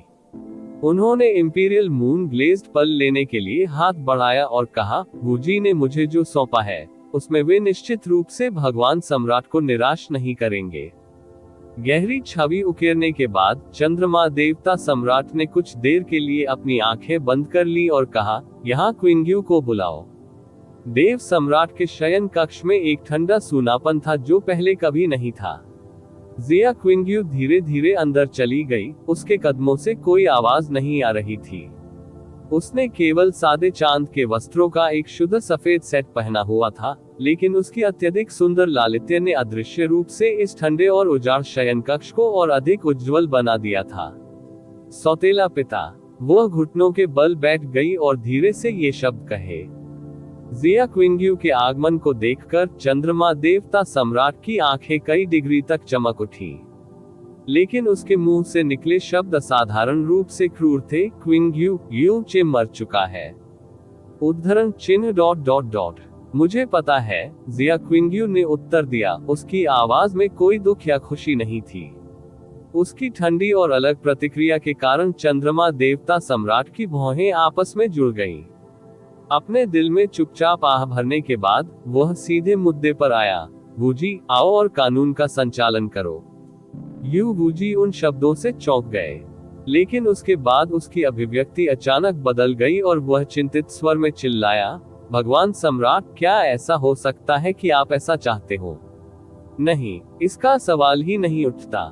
ZQ दैवीय शक्ति को इंपीरियल मून ग्लेज्ड पल के माध्यम से विरासत में प्राप्त किया जा सकता है, लेकिन हम ऐसा कैसे होने के लिए मजबूर कर सकते हैं? ऐसा नहीं होना चाहिए। जिया क्विंग्यू की खूबसूरत आंखें खुल गईं और उसने दृढ़ता से अपना सिर हिलाया। पालक पिता, आपके वर्तमान घाव बहुत गंभीर हैं। यदि आप अपनी ZQ दिव्य शक्ति खो देते हैं, तो आप निश्चित रूप से। क्या आप सभी चाहते हैं कि यह राजा बहुत पछतावे के साथ मरे? चंद्र देवता सम्राट ने धीमी गर्जना की। गहरी संरचना तुरंत काली ऊर्जा की तरंगों से हिल गई, जिससे उनका पूरा शरीर दर्द से विकृत हो गया। आमतौर पर इंपीरियल मून ग्लेज्ड पल से विरासत में मिली मूल शक्ति को नए चंद्रमा भगवान की गहरी नसों में एक बार फिर से जागृत होने से पहले बहुत लंबे समय की आवश्यकता होगी। लेकिन किंग्युए, यह आपके लिए अलग होगा, चंद्रमा देवता सम्राट ने अतुलनीय दृढ़ स्वर में कहा।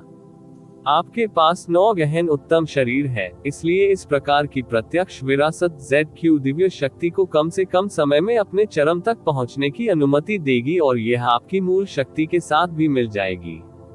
यह आपको कम से कम समय में इस राजा से आगे निकलने की अनुमति भी देगा। ये गहन तरीके का चमत्कार है, और जब चंद्र देवताओं की शक्ति की बात आती है तो ये भी एक चमत्कार होगा, लेकिन ये केवल आपके शरीर में ही वास्तविकता बन सकता है। ZQ दिव्य शक्ति को इतनी शानदार ढंग से चमकने की अनुमति देने में सक्षम होने के लिए, भले ही इस राजा को 10,000 बार भी मरना पड़े, मैं निश्चिंत रह पाऊंगा। जिया क्विंग्यू की छाती फूल गई, लेकिन उसने अंततः अपनी आंखें बंद कर ली और धीरे से कहा, हाँ। चंद्रमा देवता सम्राट ने उन गहरी संरचनाओं को छोड़ दिया जो जबरन उसके जीवन का विस्तार कर रही थी और जिया क्विंग्यू के सामने बैठ गई। एक विशेष गहन संरचना का निर्माण हुआ उसके नीचे, और जिया क्विंग्यू जैसे ही वह धीरे धीरे घूमा, काफी समय के बाद उसने धीरे से अपनी उंगली उठाई। उसकी नोक पर बैंगनी प्रकाश का एक बिंदु इकट्ठा हो गया। ये बैंगनी प्रकाश का एक बहुत छोटा बिंदु था, लेकिन एक ही पल में इसने पूरे शयन कक्ष को बैंगनी रंग के समुद्र में रोशन कर दिया। मून गॉड सम्राट का रंग अगले ही पल में अतुलनीय रूप से पीला और फीका पड़ गया, लेकिन उसकी उंगली बिजली की तरह आगे बढ़ी और जिया क्विंग्यू की भौहों के बीच में हल्के से टकराए। बैंगनी चांदनी तुरंत उसकी भौहों के बीच से फैल गई, जिससे उसकी पूरी आकृति और पूरी दुनिया इस रोशनी में समा गई।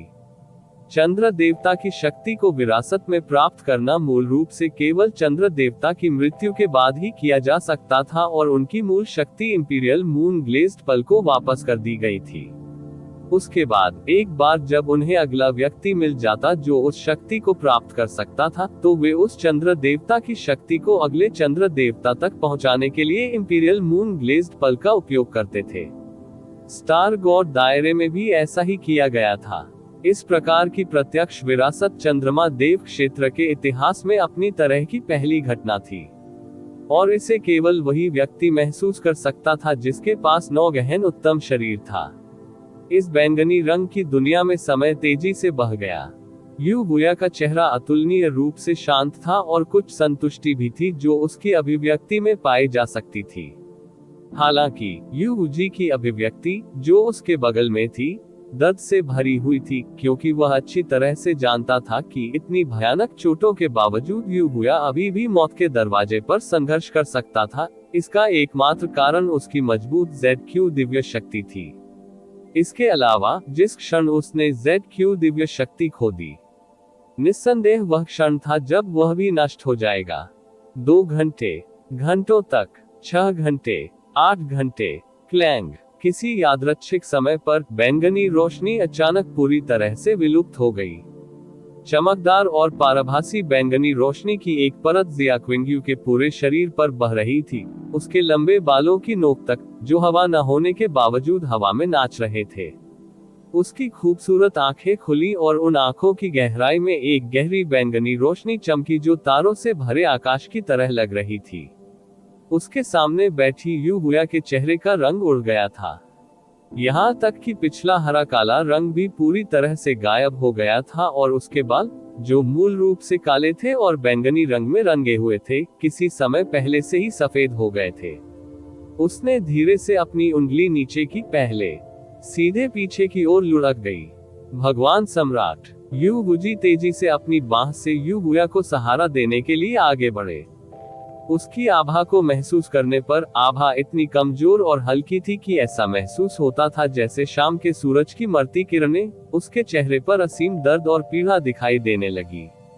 पालक पिता जिया क्विंग्यू तेजी से उसके ठीक सामने चली गई और उसने ZQ दिव्य शक्ति का उपयोग करने के बारे में सोचा जो उसने अभी अभी अपने जीवन को बढ़ाने के लिए हासिल की थी।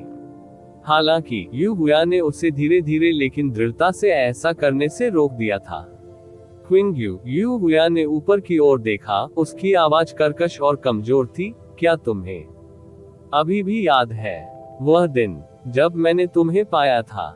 जिया क्विंग्यू ने अपने प्रत्येक शब्द पर जोर देते हुए अपना सिर हिलाया। जिया क्विंग्यू को याद है, मैं कभी भूलने की हिम्मत नहीं करूंगी। उस दिन जब तुम्हें एक कोने में धकेल दिया गया था, दूसरों के द्वारा अपमानित न होने के लिए, तुमने चाहा था कि तुम अपना जीवन समाप्त कर लो। मैंने कार्रवाई की और तुम्हें बचाया, और मैंने व्यक्तिगत रूप से उन लोगों को भी मार डाला जो दिव्य मूल क्षेत्र में थे। 10,000 वर्षों में ये पहली बार था कि उसने कुछ लोगों को व्यक्तिगत रूप से मारने का फैसला किया था जो अभी अभी दैवीय उत्पत्ति क्षेत्र में पहुंचे थे, ऐसे लोग जिन्हें उसकी नजर में कचरा भी नहीं माना जा सकता था। लेकिन क्या आप जानते हैं कि चंद्रदेव क्षेत्र की हमारी यात्रा के दौरान मैंने कितनी बार कार्रवाई करने और तुम्हें मारने के बारे में सोचा था? जिया क्विंग्यू, क्योंकि मुझे उम्मीद थी कि तुम वगू की संतान हो, क्योंकि वह इससे बहुत खुश होती।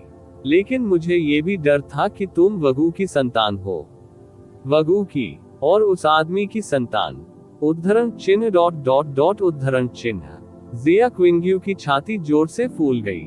किंग्यू, पिछले कुछ वर्षों के दौरान, चाहे मैं तुम्हारे प्रति कितना भी अच्छा क्यों न रहा, चाहे मैंने कितनी भी कसम खाई हो कि मैं तुम्हारे पिता को निश्चित रूप से नुकसान नहीं पहुंचाऊंगा, तुम कभी भी तैयार नहीं हुई, यहाँ तक कि अपने पिता के नाम का एक भी अक्षर बताएं।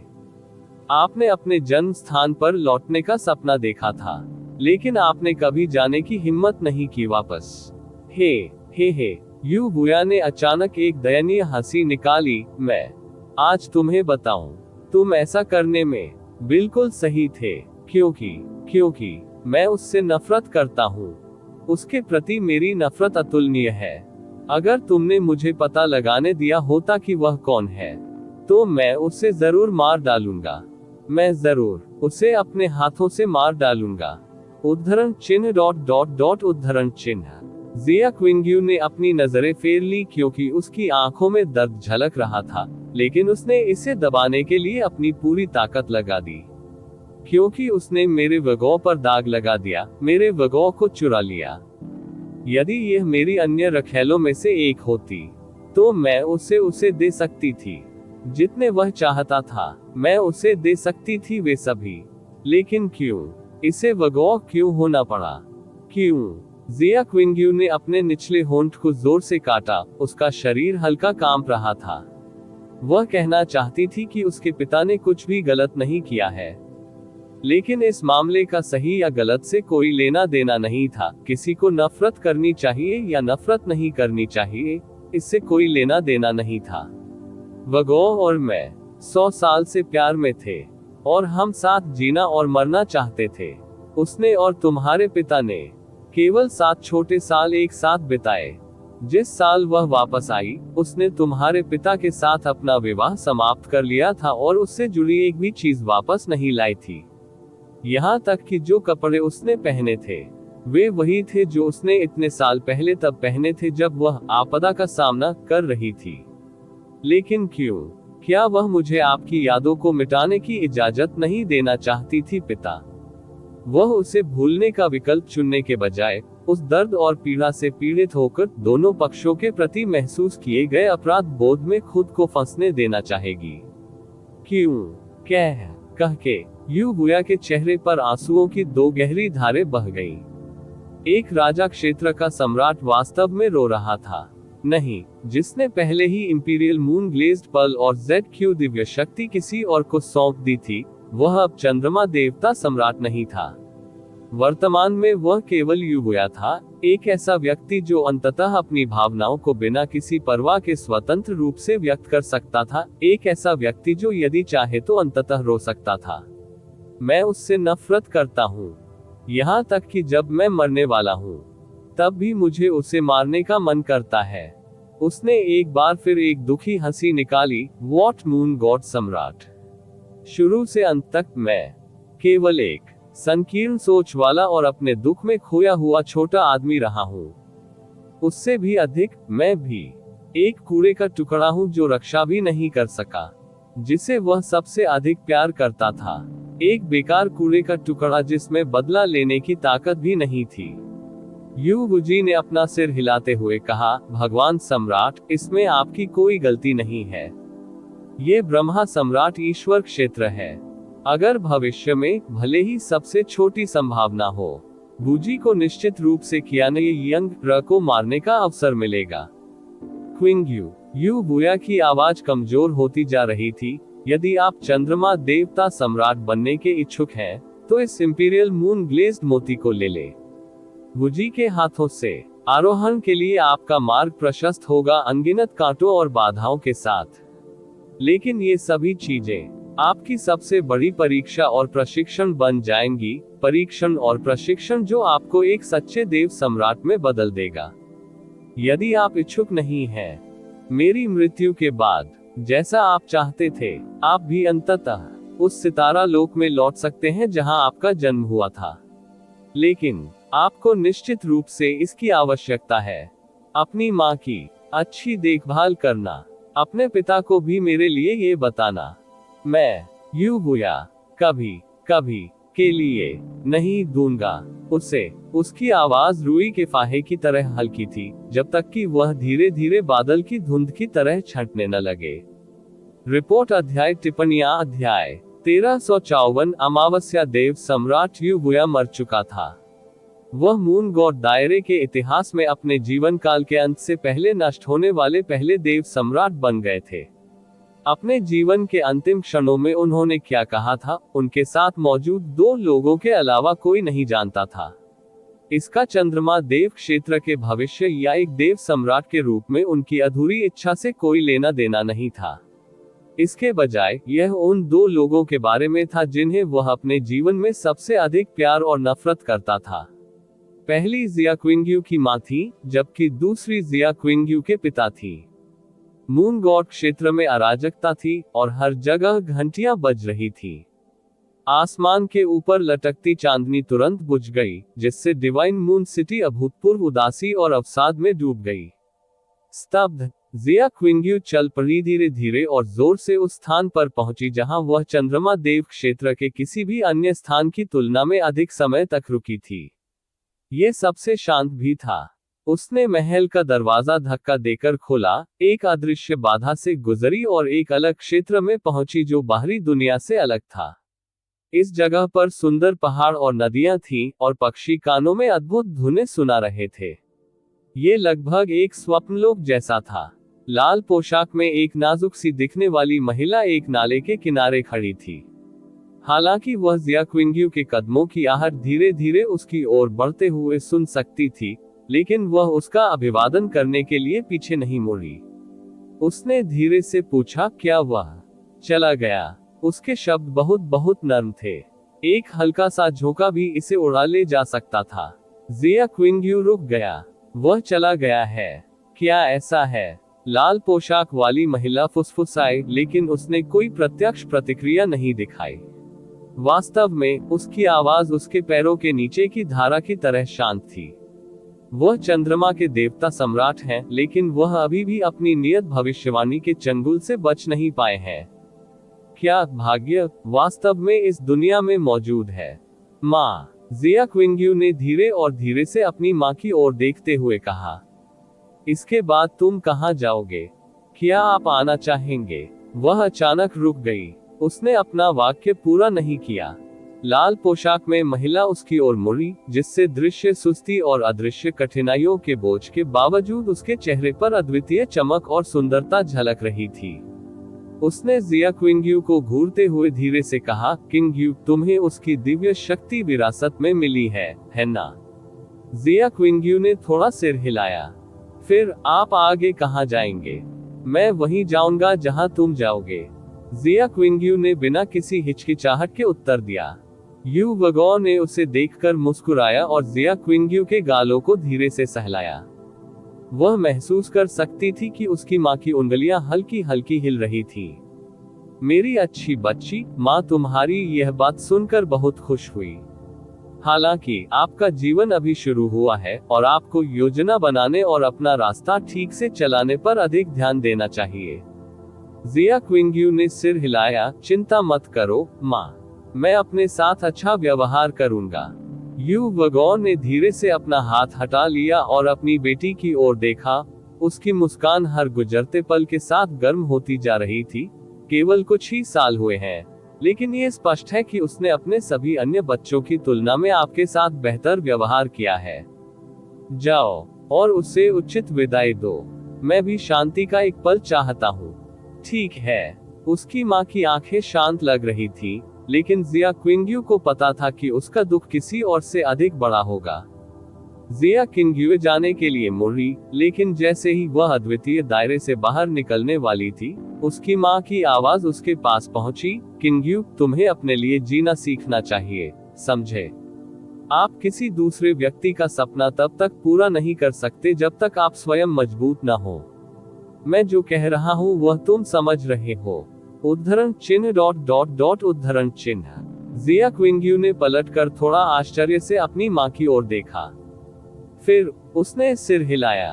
हाँ माँ, क्विंग्यू ने आपके सभी शब्द याद कर लिए हैं। जिया क्विंग्यू चला गया और यू वगो ही इस शांतिपूर्ण दुनिया के अंदर बचा था। स्त्री ने धीरे से अपने हाथ ऊपर उठाए और उन्हें अपने हृदय पर दबा लिया। क्विंग्यू, मुझे आशा है कि आपका जीवन अनिर्णीय उलझन और दोनों दुनियाओं में सर्वश्रेष्ठ पाने की निरंतर इच्छा से भरा नहीं होगा। आपको अपने लिए जीना चाहिए। आप यहाँ से जो भी रास्ता चुनना चाहें, मेरी इच्छा है कि तुम्हारे कदम दृढ़ और निश्चित होंगे। माँ हमेशा तुम पर नजर रखेंगी। दुनिया के दूसरी तरफ से यू वगो ने मुस्कुराहट के साथ फुसफुसाया, जो सुबह की हवा की तरह लग रही थी। बुया, मैंने तुम्हें इस जीवन काल में विफल कर दिया है, इसलिए कृपया वगु को अपने साथ अपनी लंबी सैर पर येलो स्प्रिंग्स तक जाने की अनुमति दो।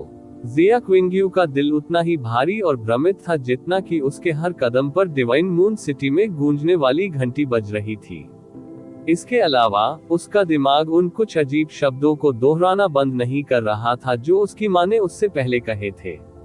फिर वह अपनी माँ के पास वापस दौड़ने से पहले ऐसे ठिठक गई जैसे उस पर वज्रपात हो गया हो, जैसे वह पागल हो गई हो। टकराना। उसने धक्का देकर महल का दरवाजा खोला और तुरंत उसका स्वागत एक लाल आकृति द्वारा किया गया जो ठीक उसी स्थान पर जमीन पर पड़ी हुई थी जहां वह पहले खड़ी थी। पानी बह रहा था, पक्षी अभी भी गा रहे थे, लेकिन उसके जीवन चिन्ह पहले ही पूरी तरह से खत्म हो चुके थे। जिया क्विंग्यू की पूरी दुनिया अचानक सफेद और ध्वनिहीन हो गई। अचंभित होकर वो यू वगो के पास चली गई, उसके बगल में घुटनों के बल जोर से गिरने से पहले। वह अपने होंठ इतनी जोर से काट रही थी कि उससे खून निकल रहा था, लेकिन उसने एक भी आवाज निकालने से इनकार कर दिया। हालांकि उसका नाजुक दिखने वाला शरीर कभी हिलना बंद नहीं करता था। जिया क्विंग्यू को पता नहीं था कि कितना समय बीत गया था जब वह अंततः पीली सफेद दुनिया से अलग हो गई थी, लेकिन जब वह आगे बढ़ी और अपनी बाहों से यू वगो को उठाया, तो एक गोलाकार दर्पण अचानक उसकी आस्तीन से बाहर गिर गया और धीरे से जमीन पर गिर गया। आश्चर्यचकित होकर जिया क्विंग्यू ने गोल दर्पण उठाया और उस पर नजर डाली। यह अविश्वसनीय रूप से औसत धातु से बना था, वास्तव में इतना औसत कि इसे ईश्वर क्षेत्र में शायद ही कभी देखा गया हो। इसके अलावा समय बीतने के कारण वस्तु पर स्पष्ट रूप से प्रभाव पड़ा। अवचेतन रूप से जिया क्विंग्यू ने दर्पण खोला और अंदर उसे 3 लोगों की गहरी छवि मिली। छवि में पहला व्यक्ति एक उत्साही दिखने वाला व्यक्ति था। तस्वीर में दूसरा व्यक्ति एक 4 साल की लड़की थी। छवि में अंतिम व्यक्ति एक लड़का था जो सिर्फ 3 साल का होने के बावजूद स्वस्थ और मजबूत दिख रहा था। जैसे ही जिया क्विंग्यू ने गहन छवि को देखा, उसके हाथ और जोर से कांपने लगे। उसके होठों से एक सपने जैसी क्षणिक आवाज निकली, आप कभी नहीं भूले, आखिरकार हमें कभी त्यागा नहीं गया। आखिरकार। उसके कंधे कांप रहे थे, उसकी आंखें दृढ़ता से बंद थीं, उसका दाहिना हाथ गोल दर्पण को मौत की चपेट में ले रहा था और उसके बाएं हाथ में कागज का एक गर्म टुकड़ा था, इससे पहले कि उसे इसका एहसास होता। ये वह विवाह अनुबंध था जिसे उसने यूनचे के ठीक सामने नष्ट कर दिया था। एक गोल दर्पण, एक विवाह अनुबंध। जिया क्विंग्यू अंततः फूट फूट कर रोने लगी और वह अपनी मां से लिपटते हुए एकांत क्षेत्र में पहले की तरह रोई। जिया क्विंग्यू डिवाइन मून सिटी के अंदर लक्ष्यहीन तरीके से चली गई क्योंकि उसने यू वगो के बेजान शरीर को अपनी बाहों में पकड़ रखा था। उसकी आंखें धुंधली और रोशनीहीन थीं और उसे कोई अंदाजा नहीं था कि वह कहाँ थी, और यह भी नहीं कि वह अपनी मां के साथ कहाँ जा रही थी। उसके मन में अनगिनत यादें अस्त व्यस्त हो गईं। पिछले कुछ सालों से उसे ऐसा लग रहा था जैसे वह कोई सपना देख रही हो। यू बुया उसके पालक पिता ईश्वर क्षेत्र में उसे गर्मजोशी और दयालुता देने वाले पहले व्यक्ति थे। यू वगो उसकी जन्म देने वाली मां ने उसे वह स्नेह वापस दे दिया था जिसकी उसे बहुत लंबे समय से कमी थी, और उस गहन रास्ते के प्रति उसका जुनून जिसे उसने रास्ते में त्याग दिया था। और अंततः यूनचे उसका पति वह व्यक्ति था जिसने उसे इस सपने से जगाया था। यहाँ ईश्वर क्षेत्र में वे निस्संदेह उसके जीवन के सबसे महत्वपूर्ण लोग थे। हालांकि वे सभी कुछ ही दिनों में उसे छोड़कर चले गए थे। ईश्वर का क्षेत्र विशाल था, लेकिन उसके लिए जो एकमात्र चीजें बची थी वे थी शीतलता और अकेलापन। उसके पास अब किसी पर निर्भर रहने, साथ साझा करने या ईश्वर क्षेत्र में कबूल करने के लिए कोई नहीं था। पिता के आंसुओं ने मुझे बचपन से ही मां को खोजने और परिवार को फिर से एकजुट करने के लिए प्रेरित किया था। लेकिन अंत में मैंने उस आदमी को माफ कर दिया था जिसने सबसे पहले मेरी मां को उससे लूट लिया था, इस हद तक कि मैं भी नहीं कर सका उन्हें फिर कभी अलग होते देखना सहन करो। मेरे जीवन का श्रेय मेरे संप्रदाय को जाता है और उन्होंने मुझे और केवल मुझे विनाश की स्थिति में भेज दिया था। आज मैं उन सभी की रक्षा करने के लिए काफी मजबूत हूँ, और फिर भी मैं कभी वापस नहीं लौट सकता। मुझ पर अपने पालक पिता का राजसी उपकार था, परंतु न केवल मैंने उसे किसी भी तरह से वापस नहीं किया, बल्कि मैंने अकेले ही उनकी इच्छा और चेहरे को नष्ट कर दिया। और आज के बाद मुझे जीवन में कुछ भी चुकाने या ठीक करने का मौका नहीं मिला। माँ, ये तथ्य कि मैं आपको ढूंढने में सक्षम था, पहले से ही संभावित सौभाग्य था, लेकिन यद्यपि मैंने आपकी उपस्थिति में एक शब्द भी शिकायत नहीं की थी, मुझे ये स्वीकार करना होगा कि मैंने हमेशा अपने दिल में एक गुप्त शिकायत रखी थी।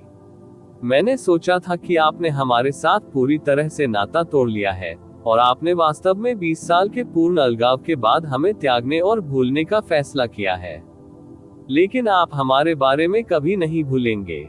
वास्तव में आप जो दर्द सह रहे थे, कष्ट सहने के लिए मजबूर होना सभी कल्पनाओं से परे होगा। और फिर भी मैं आपको हमें हमेशा के लिए छोड़कर जाते हुए देखने के अलावा कुछ नहीं कर सकता। यू चे, तुमने मेरा इंतजार क्यों नहीं किया? चमकदार शीशे का दिल, उत्तम शरीर, अभूतपूर्व मिथक, और फिर भी कभी भी कुछ भी वैसा क्यों नहीं हुआ जैसा मैं चाहता था? मैं कुछ क्यों नहीं कर पाया? स्वर्ग की सुरक्षा, हे, ये और कुछ नहीं बल्कि दूसरों को और खुद को धोखा देने का एक मजाक है। चाहे वह निचले लोक हो या ईश्वर लोक, एक चीज थी जो कभी नहीं बदली थी। यदि एक अपने भाग्य और दूसरों पर हावी होना चाहते हैं, तो उनके पास अद्वितीय शक्ति और शक्ति होनी चाहिए। मैं अद्वितीय प्रतिभा और भाग्य वाला व्यक्ति था, लेकिन मुझे इसका एहसास अभी क्यों हुआ? उसके दिमाग में छवियां और अधिक अराजक हो गईं। वे सभी धुंधलेपन में विलीन हो गए, जब तक कि एक सुनहरी आकृति अचानक उसकी आंखों के सामने से नहीं गुजर गई। किया ना ये यंग गुनगुनाहट, धुंधली दुनिया बिखर गई, सारी छवियां शून्य में बदल गईं। जिया क्विंग्यू के कदम अभी भी धीमे थे, लेकिन हर कदम के साथ आने वाला शोर धीरे धीरे शून्य में जा रहा था। यहाँ तक कि उसकी आंखों की धुंध भी धीरे धीरे लेकिन निश्चित रूप से हड्डियों को ठंडा करने वाली बर्फ में बदल रही थी। उसके हर कदम के साथ उसकी आंखों में ठंडक गहरी होती गई और अंततः ऐसा लगा जैसे ये पूरी तरह से अथाह था। हम जिया क्विंग्यू। अचानक सामने से एक आवाज आई। वह बैंगनी रंग के कपड़े पहने एक आदमी था, और उसकी पोशाक और उसके द्वारा पहने गए चंद्रमा के प्रतीक से पता चलता था कि वह कुलीन जन्म का था। वह चंद्रमा देवता सम्राट के 37वें पुत्र यू यान थे। जब यू यान ने जिया क्विंग्यू को देखा तो उसकी आंखों में तुरंत जुनून और वासना की रोशनी चमक उठी। वह इससे परिचित थी क्योंकि चंद्रमा देवता सम्राट के आधे से अधिक बेटे और पोते हर समय उसे इसी तरह घूरते रहते थे, लेकिन इस बार नजर असामान्य रूप से उग्र और अनियंत्रित थी। इसके पीछे का कारण निश्चित रूप से था चंद्रदेव सम्राट की मृत्यु। अब उसकी रक्षा करने वाला कोई नहीं बचा था। चंद्रदेव सम्राट की सुरक्षा के बिना ये संदिग्ध था कि क्या वह देव सम्राट की पालक पुत्री के रूप में अपनी पहचान भी सुरक्षित रख पाएगी। इसके अलावा वह केवल दैवीय आत्मा क्षेत्र में थी, और अकेले चंद्रदेव क्षेत्र में अनगिनत लोग थे जो अपनी इच्छानुसार उसके साथ खिलवाड़ कर सकते थे। जिया क्विंग्यू ने उसकी नजर पर कोई प्रतिक्रिया नहीं दी। वह चुपचाप आगे बढ़ती रही। यू यान ने न केवल अपनी सभी सामान्य शालीनता और शालीनता को त्याग दिया था, बल्कि वह इस बात से जरा भी दुखी नहीं था कि चंद्रमा देवता सम्राट का निधन हो गया था। जैसे ही उसने हल्की सी हंसी निकाली और चेहरे पर मुस्कान के साथ जिया क्विंग्यू की ओर चला, उसने देखा कि मृत महिला जिया क्विंग्यू किसे पकड़ रही थी और चिल्लाया, यू बगो। वह कैसे? ओह, तो वह कुतिया जिसने हमारे चंद्रमा देव क्षेत्र को शर्मसार किया, आखिरकार मर गई। जिया क्विंग्यू अचानक रुक गई और धीरे से अपना सिर घुमाया। फिर उसकी बैंगनी रंग की आंखें यू यान पर पड़ी। उस पल में यू यान की अभिव्यक्ति अचानक स्तब्ध हो गई, जैसे किसी ने उस पर जादू कर दिया हो। उसे झटका लगा। जिया क्विंग्यू की सामान्य रूप से सुंदर आंखें अथाह अंधेरे से भर गईं, और उसे लगा कि वे बिना किसी दया के उसके शरीर और आत्मा को निगल रहे हैं। उसकी दृष्टि से रोशनी तेजी से खत्म हो गई, और हड्डियों को कंपा देने वाली, आत्मा को कंपा देने वाली ठंड अचानक उसके पूरे शरीर में फैल गई।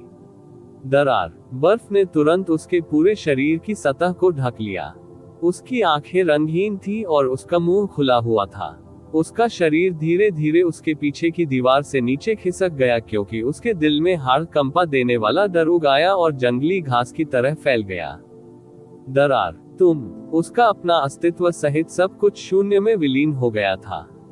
केवल एक चीज जिसे वह महसूस कर सकता था वह बर्फ और ठंड थी। इस समय उसकी पुतलियां इतनी सिकुड़ गई थी कि कुछ भी दिखाई देना मुश्किल हो गया था, और उसकी आवाज इतनी अधिक सिकुड़ गई थी कि वह दया की गुहार भी नहीं लगा सका। क्रैक क्रैक, उसके चारों ओर बर्फ और अधिक मोटी हो गई। उसका शरीर और आत्मा दोनों भय की खाई में जम गए थे। टकराना। जिया क्विंग्यू ने यू यान से दूर देखा, और जब वह चारों ओर घूमी तो बर्फ अचानक बिखर गई और शून्य में विलीन हो गई। यू यान हरे बैंगनी रंग के साथ फर्श पर गिर गया, और वह अपने कंधों को पकड़कर पागलों की तरह कांप रहा था। उसकी पुतलियां पीली और कांपती रहीं, और हो सकता है कि वह भय और आघात के इस क्षण को अनंत काल तक अपने मन से मिटा न सके। उसके शरीर के नीचे से भयानक दुर्गंध फैल गई।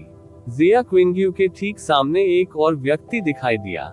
ये गोल्डन मून भगवान यू वूजी थे। वह जिया क्विंग्यू की आभा से आकर्षित हो गया था, और जब वह जल्दी से आया और महिला को उसकी बाहों में देखा तो वह पीला पड़ गया और बोला, भगवान महारानी। वह यू बुया और यू वगो के बीच 100 साल के रिश्ते के बारे में उनसे बेहतर कोई नहीं जानता था। हालांकि तब से कई साल बीत चुके थे, लेकिन उसने यू वगो को अपनी भगवान महारानी कहना कभी बंद नहीं किया था। ऐसा इसलिए था क्योंकि वह जानता था कि यू बुया के जीवन में कोई अन्य साम्राज्य नहीं होगी। वूजी, जिया क्विंग्यू ने शांति से कहा, मुझे दे दो इंपीरियल मून ग्लेज्ड पल और ZQ डिवाइन तलवार। जिया क्विंग्यू ने जिस तरह से उसे संबोधित किया था उससे यू वूजी आश्चर्यचकित रह गए। उसने उसे सामान्य अंकल वूजी के बजाय वूजी कहा था। इससे भी बदतर, उसका स्वर ठंडा, डराने वाला और पूरी तरह से सशक्त था। स्तब्ध, यू वूजी कुछ कहने ही वाली थी कि जिया क्विंग्यू ने अचानक अपना हाथ अपने सामने फैला दिया। अगले ही पल एक इंद्रधनुषी रोशनी और एक बैंगनी रोशनी उसके कब्जे से छूट गई और जिया क्विंग्यू के हाथ में उड़ गई। यह इंपीरियल मून ग्लेज्ड पल और ZQ डिवाइन तलवार थी। इससे यू वूजी को इतना आश्चर्य हुआ कि उनके शब्द उनके गले में ही अटक गए। वह इस बात से बहुत आश्चर्यचकित नहीं था कि किंग्यू ZQ डिवाइन तलवार को जबरदस्ती बुलाने में सक्षम था। आखिरकार हथियार उसकी जीवनदायी कलाकृति थी। हालांकि इंपीरियल मून ग्लेज्ड पल 12 चंद्रमा देवताओं का मूल केंद्र था। ऐसा नहीं था कि इंपीरियल मून ग्लेज्ड पल को बलपूर्वक बुलाना असंभव था, लेकिन केवल इस शर्त पर कि बुलाने वाला सबसे मजबूत चंद्रमा देवता था। इंपीरियल मून ग्लेज्ड पल केवल सबसे मजबूत चंद्रमा देवता का था, और केवल इंपीरियल मून ग्लेज्ड पल के धारक को ही चंद्रमा भगवान क्षेत्र का सम्राट बनने का अधिकार था। लेकिन ये कैसे संभव हुआ? जिया क्विंग्यू को आज ही ZQ की दिव्य शक्ति विरासत में मिली थी। आप ऑडियो बुक्स 108 देख रहे हैं। धोखेबाजों से सावधान रहें। वह अचानक सबसे मजबूत चंद्र देवता कैसे बन गई? लेकिन जो कुछ आंखों के सामने घटित हुआ वह निसंदेह हकीकत था। क्या अफवाह वाली 9 प्रोफाउंड एक्सक्लूसिव बॉडी वास्तव में इतनी अद्भुत थी? क्या यही कारण था कि चंद्रमा देवता सम्राट ZQ की दिव्य शक्ति को उसे हस्तांतरित करने की इतनी इच्छा रखते थे? बजना। जैसे ही ZQ डिवाइन तलवार अचानक चमकी, बैंगनी रंग ने आकाश को चकाचौंध कर दिया, और उसे केवल एक नजर देखने की जरूरत थी कि इसकी बैंगनी चांदनी यू बुया के कब्जे में पहले से कहीं अधिक समृद्ध थी। फिर इंपीरियल मून ग्लेज्ड पल और ZQ डिवाइन तलवार जिया क्विंग्यू के हाथों से गायब हो गई, और वह अपनी मां की लाश को पकड़े हुए ही दूर हो गई। वूजी, मैं अपनी मां को दफनाऊंगी। कृपया पालक पिता के दफन समारोह का ध्यान रखें, क्या आप ऐसा करेंगे? हाँ, यू वूजी ने पूरी तरह से अपनी ओर न देखते हुए उत्तर दिया। ऐसा तब तक नहीं था जब तक जिया क्विंग्यू दूर चला गया और पूरी तरह से उसकी नजरों से ओझल नहीं हो गया। यू वूजी को एहसास हुआ कि उसकी पीठ लगभग पूरी तरह से मुड़ी हुई थी, और वह खुद इस तथ्य के बारे में बिल्कुल भी सचेत नहीं था जब तक कि इस तथ्य के बाद ऐसा लगभग लग रहा था क्रिया का जन्म शुद्ध शारीरिक और मानसिक प्रवृत्ति से हुआ था। ठीक है, अमावस्या भगवान सम्राट, उसने आधे अचेतन भाव से कहा। लेखक का नोट, अंतिम अध्याय ने इतने सारे दिग्गजों को उनके छेद से बाहर कर दिया कि मेरा कलेजा कांप गया। अभी के लिए ईश्वर क्षेत्र के अध्याय समाप्त हो गए हैं। अगली बार जब हम लौटेंगे तो अब से कई वर्ष बाद होंगे। रिपोर्ट अध्याय टिप्पणियां अध्याय 1355 गहन आकाश का स्वप्न देखना। चंद्र देवता सम्राट की मृत्यु की खबर ने एक बार फिर पूर्वी दिव्य क्षेत्र में भारी सदमा पहुंचाया, जो पहले से ही दुष्ट शिशु की काली छाया में ढका हुआ था। परिणाम स्वरूप दुष्ट शिशु के चारों ओर भय और आतंक और भी अधिक घना और घना हो गया। अनगिनत गहन अभ्यासकर्ता बिना सिर वाले मुर्गों की तरह इधर उधर भाग रहे थे। आतंक और आसन विनाश ने उनके दिलों पर कब्जा कर लिया, क्योंकि वे हर जगह दुष्ट शिशु के किसी भी निशान की तलाश कर रहे थे। विभिन्न राजा क्षेत्र लगभग पूरी ताकत से सामने आ गए थे। उन्हें इस तथ्य का लाभ उठाने की जरूरत थी कि दुष्ट शिशु गंभीर रूप से घायल हो गया था, ताकि उसे ढूंढ सके और कम से कम समय में उसे खत्म कर सके। दिन ब दिन बीतते गए और अनगिनत गहन अभ्यासियों ने पूर्वी दैवीय क्षेत्र की हर इंच भूमि पर खोजबीन की, लेकिन किसी को भी दुष्ट शिशु का कोई निशान नहीं मिला। वे एक भी निशान नहीं ढूंढ पाए।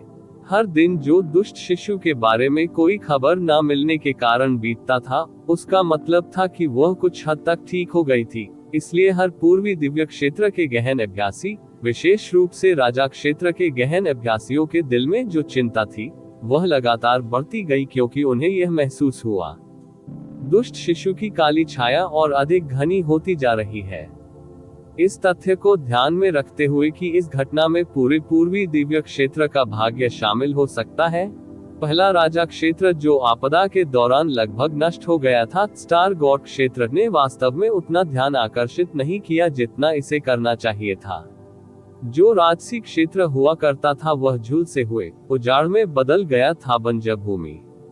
शैतानी ऊर्जा अभी भी सब कुछ निगल रही थी और आकाश अस्वाभाविक रूप से अंधेरा बना हुआ था। इस स्थान पर कदम रखने वाला कोई भी व्यक्ति यह विश्वास नहीं करेगा कि यह कभी स्टार गॉड क्षेत्र था। वास्तव में वे सोच सकते हैं कि वे गलती से उत्तरी दिव्य क्षेत्र के खतरनाक अंधेरे और उजाड़ मैदान में प्रवेश कर गए हैं। हमने स्टार गॉड दायरे के आधे से अधिक हिस्से को छान मारा है, लेकिन हमें किनारे पर केवल कुछ हजार या उससे अधिक जीवित बचे लोग ही मिले हैं। इसके अलावा उनमें से अधिकांश शैतानी शक्ति से दूषित थे। स्टार गॉड ग्रेट एल्डर ने स्टार गॉड एम्परर के सामने दुखी होकर रिपोर्ट दी। सहायक तारा क्षेत्र के बारे में क्या? सितारा देव सम्राट ने पूछा। Heavenly zed star god Aster ने उत्तर दिया, उस लड़ाई ने एक विशाल अंतरिक्ष तूफान पैदा किया जिसने पास के तारा क्षेत्रों को गंभीर रूप से प्रभावित किया। हमारे सभी सहायक सितारा क्षेत्रों को काफी नुकसान हुआ है। उद्धरण चिन्ह उद्धरण चिन्ह। जिंग ज्यूकोंग ने एक शक्तिहीन हाथ उठाने और इशारा करने से पहले अपनी आंखें बंद कर ली। बाकी बुजुर्गों को जीवित बचे लोगों की तलाश जारी रखनी चाहिए। एस्टर, कृपया अन्य स्टार देवताओं को हमारी आवश्यकताओं के अनुरूप सहायक स्टार क्षेत्र की खोज जारी रखने के लिए सूचित करें। समझा। एस्टर ने चिंतित होकर पूछने से पहले स्टार गॉड सम्राट पर एक नजर डाली। मेरे राजा, आपके घाव। ये ठीक है, जिंग ज्यूकोंग ने उदासीनता से कहा। जाना। एस्टर के होंठ अलग हो गए।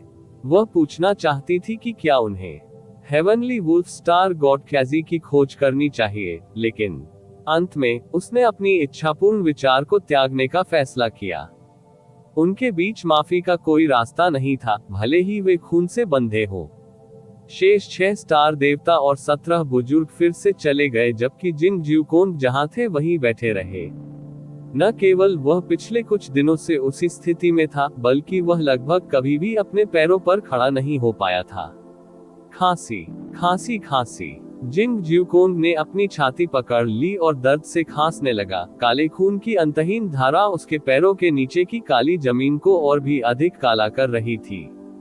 यद्यपि दुष्ट शिशु के असंख्य क्लेशों के चक्र ने अपनी ताकत का केवल एक छोटा सा हिस्सा ही हासिल किया था, लेकिन इसका स्तर इतना ऊंचा था कि उसके शरीर को नष्ट करने वाली शैतानी ऊर्जा शैतानों की तरह महसूस होती थी, जो उसके शरीर और जीवन शक्ति को लगातार खाती रहती थी। उसके पास एक देव सम्राट का शरीर था। उसे इतना मजबूत माना जाता था कि वह इसके प्रभाव को दबा सके और ठीक हो सके, भले ही बहुत धीरे धीरे। हालांकि स्टार गॉड दायरे की वर्तमान स्थिति और हर चीज के पीछे के कारण ने उसके लिए शांत होना बहुत मुश्किल बना दिया। यह उल्लेख करने की जरूरत नहीं है कि वह अंदर से जो दबाव और पीड़ा महसूस कर रहा था वह उसके शरीर की तुलना में कहीं अधिक बदतर थी।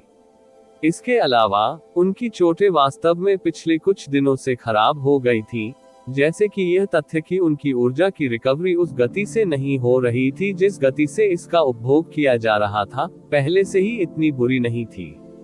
वह खुद को शांत करना चाहता था, लेकिन ऐसा नहीं हो सका। जब उसने अपनी आंखें खोली तो उसका स्वागत स्टार गॉड दायरे की तबाह भूमि ने किया। जब उसने अपनी आंखें बंद की तो उसका स्वागत जैस्मीन की पुतलियों के पीछे असीम अंधेरे और नफरत से हुआ। जब वह और शाश्वत स्वर्ग भगवान सम्राट अलग हो गए थे तो उन्होंने कहा था कि वह स्टार गॉड दायरे में मरना पसंद करेंगे। हालांकि इस दर पर वह वास्तव में अपनी मृत्यु की भविष्यवाणी कर सकता है। उसे एक ऐसी जगह ढूंढने की जरूरत थी जहां वह खुद को शांत कर सके, लेकिन चाहे कुछ भी हो जाए वह शाश्वत स्वर्ग में आराम नहीं कर सकता था। वह एक देव सम्राट था। चाहे कुछ भी हो, वह किसी अन्य देव सम्राट की दानशीलता पर भरोसा नहीं कर सकता था। इसलिए स्टार गॉड दायरे के सहायक सितारा क्षेत्र उनकी आखिरी पसंद बन गए थे। शैतानी ऊर्जा ने उसके शरीर को एक बार फिर से तबाह कर दिया और जिंग ज्यूकोन को उसके दिल पर उंगली उठाने और अपनी पूरी ताकत से उसे दबाने के लिए मजबूर होना पड़ा। इस प्रक्रिया में उसका रंग कई बार बदला, लेकिन अंत में वह इसे रोकने में कामयाब रहा और मुंह से लगभग गहरा काला खून उगल दिया। उसका रंग थोड़ा सा ठीक हो गया और कुछ भारी हांफने के बाद उसकी आभा थोड़ी शांत हो गई। इसी समय उसके सामने मृत स्थान से अचानक बर्फीली नीली रोशनी की किरण फूट पड़ी। ठंडी रोशनी न केवल कहीं से प्रकट हुई थी, बल्कि वह जिंग ज्यूकोन से 3 मीटर से भी कम दूरी पर थी। यह नीली रोशनी से ढकी हुई एक निर्दोष सफेद तलवार थी और इसका निशाना सीधे जिंग ज्यूकोन के दिल पर था। जिस गति से यह यात्रा कर रही थी, 3 मीटर भी कुछ भी नहीं हो सकता था। जिंग ज्यूकोन की पुतलियां अचानक सिकुड़ गईं, लेकिन उसकी खाली गहरी नसों और असंभव रूप से भारी अंगों ने उसके लिए इसे असंभव बना दिया हमले पर बिल्कुल प्रतिक्रिया करे। ठंडी रोशनी पलक झपकते ही उसके हृदय से होकर गुजर गई। आंखें उभरी हुई थी और पुतलियां सिकुड़ रही थी। जिंग ज्यूकोन ने बर्फीले नीले रंग के कपड़े पहने एक महिला को देखा, जो अभी भी उस तलवार को पकड़े हुए थी जिसने उसे सूली पर चढ़ा दिया था। सदमा, भय, अविश्वास और उससे भी अधिक ने उसे जकड़ लिया। उसने अपने जीवन में इतनी ठंडी आंखें कभी नहीं देखी थी और यह इतनी ठंडी लग रही थी कि पूरी दुनिया को जमे हुए नरक में बदल सकती थी। ये सच है कि वह गंभीर रूप से घायल हो गया था, ज्यादातर शक्तिहीन था और बहुत विचलित था, लेकिन वह अभी भी स्टार गॉड सम्राट था। इकाई के लिए उसकी पहचान से बचना और उससे केवल 3 मीटर की दूरी तक पहुंचना असंभव होना चाहिए था। यह पूरी तरह से अज्ञात और निर्दयी हमला था जो कहीं से भी आया था। उसे यकीन नहीं था कि क्या वह हमले से बच सकता था, भले ही वह अपने सर्वश्रेष्ठ फॉर्म में हो, और अब तो बिल्कुल भी नहीं। उसकी एक जोड़ी अथाह ठंडी आंखें थी और उसका चेहरा ऐसा था जो इस दुनिया में मौजूद हर बर्फ और बर्फ को ग्रहण कर रहा था। बर्फ, गीत, क्षेत्र, राजा, उसने जबरदस्ती अपनी आवाज गले से बाहर निकाल दी। फिर स्नो प्रिंसेस तलवार से बर्फ की एक परत फैल गई और उसने देव सम्राट के शरीर, अंगों, रक्त, गहरी आभा और अंत में गहरी नसों को सील कर दिया। इसके साथ ही उसने कमजोर देव सम्राट के संघर्ष करने के अंतिम अवसर को भी खत्म कर दिया था। म्यू जुवानइन ने बदले में कुछ नहीं कहा और उसने जिंग जुएको को उदासीनता से देखा। उसकी आंखों में ठंडक ने ये स्पष्ट कर दिया कि वह उसे कुचलने और उसे दुनिया के सबसे छोटे कणों में बदलने के अलावा और कुछ नहीं कर सकती थी। म्यू जुआनइन एक दिन पहले से ही मून स्प्लिटिंग कैस्केड का उपयोग करके पास में छिपा हुआ था, खुद को प्रस्तुत करने के सुनहरे अवसर की प्रतीक्षा कर रहा था। वह सुनहरा अवसर अभी अभी सामने आया था जब सभी स्टार देवता और बुजुर्ग इतनी दूर चले गए थे कि वे पूरी तरह से उसकी समझ से परे थे। उसके बाद उसने स्नो प्रिंसेस तलवार उठाए और एक राजा क्षेत्र के सम्राट को सूली पर चढ़ा दिया, जिसे दुष्ट शिशु के अलावा किसी ने अपमानित करने की हिम्मत नहीं की थी। बर्फ ने स्टार गॉड एम्परर को बिना किसी आवाज के बार बार ढक दिया जब तक कि वह आदमी अंदर और बाहर पूरी तरह से जम नहीं गया। यह इस हद तक था कि उसकी आभा भी पूरी तरह से छिप गई थी। उसने स्टार गॉड सम्राट के दिल से स्नो प्रिंसेस तलवार नहीं निकाली। दूर तक उड़ान भरने से पहले उसने ठंडी हवा के झोंके के साथ बर्फ की शिला को उठाया। स्नो सॉन्ग क्षेत्र, स्वर्गीय नेदरफ्रॉस्ट झील। टकराना। जब स्नो प्रिंसेस तलवार अपने घर लौट आई तो बर्फ का वह खंड जिसने स्टार गॉड सम्राट को पकड़ रखा था, टुकड़ों में बिखरने से पहले आकाश में ऊपर से गिर गया। हालांकि स्टार गॉड सम्राट को शारीरिक रूप से मुक्त कर दिया गया था, लेकिन इसका मतलब यह नहीं था कि वह उस बर्फीले दुष्स्वप्न से बच गया था जिसमें म्यू जुआनिन ने उसे फेंक दिया था। जमीन पर शक्तिहीन रूप से लेटे हुए स्टार गॉड सम्राट जमीन पर एक गेंद की तरह मुड़ गया और अनियंत्रित रूप से कांपने लगा। न केवल वह अपने पैरों पर खड़ा नहीं हो सका, बल्कि वह अपने अंगों को भी मुश्किल से नियंत्रित कर सका। उसे अब तक कभी नहीं पता था कि ठंड इतनी भयानक हो सकती है, और इससे भी बुरी बात यह है कि उसके भगवान सम्राट की गहरी नसें इतनी बुरी तरह से दब गई थी कि वह थोड़ी सी भी गहन ऊर्जा को बाहर निकालने में सक्षम नहीं था। वह समझ नहीं पा रहा था कि क्यों। हो सकता है कि उसने बड़ी मात्रा में गहन ऊर्जा खो दी हो, लेकिन उसके पास अभी भी उसकी स्टार गॉड मूल ऊर्जा थी। तो स्नो सॉन्ग रियलम किंग, जो एक मध्यम स्तर का दिव्य गुरु भी नहीं था, अपनी गहरी नसों को इतनी हद तक स्थिर करने में कैसे सक्षम था। उसके लिए और भी अधिक समझ से बाहर की बात यह थी कि एक छोटे से मध्य सितारा क्षेत्र के राजा को उस पर एक देव सम्राट पर हमला करने और उसे अपने घर वापस लाने का साहस और कारण मिल गया था। क्या उसे इसका एहसास नहीं था उसके कार्यों के परिणाम? क्या आप जानते हैं कौन मैं हूँ? उसे सरल पंक्ति को हकलाना पड़ा क्योंकि वह बहुत ज्यादा कांप रहा था। वह जितना भी प्रयास कर सकता था, वह अपनी जमी हुई गहरी नसों से उस भीषण ठंड को दूर करने के लिए कोई ऊर्जा नहीं खींच पा रहा था जो उसे परेशान कर रही थी। क्या तुम्हें डर नहीं लगता कि मैं तुम्हारे स्नो सॉन्ग दायरे को नष्ट कर दूंगा? उनके शब्द म्यू जुआनइन की भावनाओं को व्यक्त करने में विफल रहे, सिवाय एक भयानक ठंड जो स्वर्गीय नेदरफ्रॉस्ट झील से भी अधिक ठंडी थी। जिंग ज्यू कोंग, आपने मेरे शिष्य यूचे को मौत के घाट उतार दिया था और दुष्ट शिशु को इस दुनिया में जागृत कर दिया था, और फिर भी आपको पूरी दुनिया से झूठ बोलने और ये दावा करने का साहस था कि वह दुष्ट शिशु के हाथों मर गया था।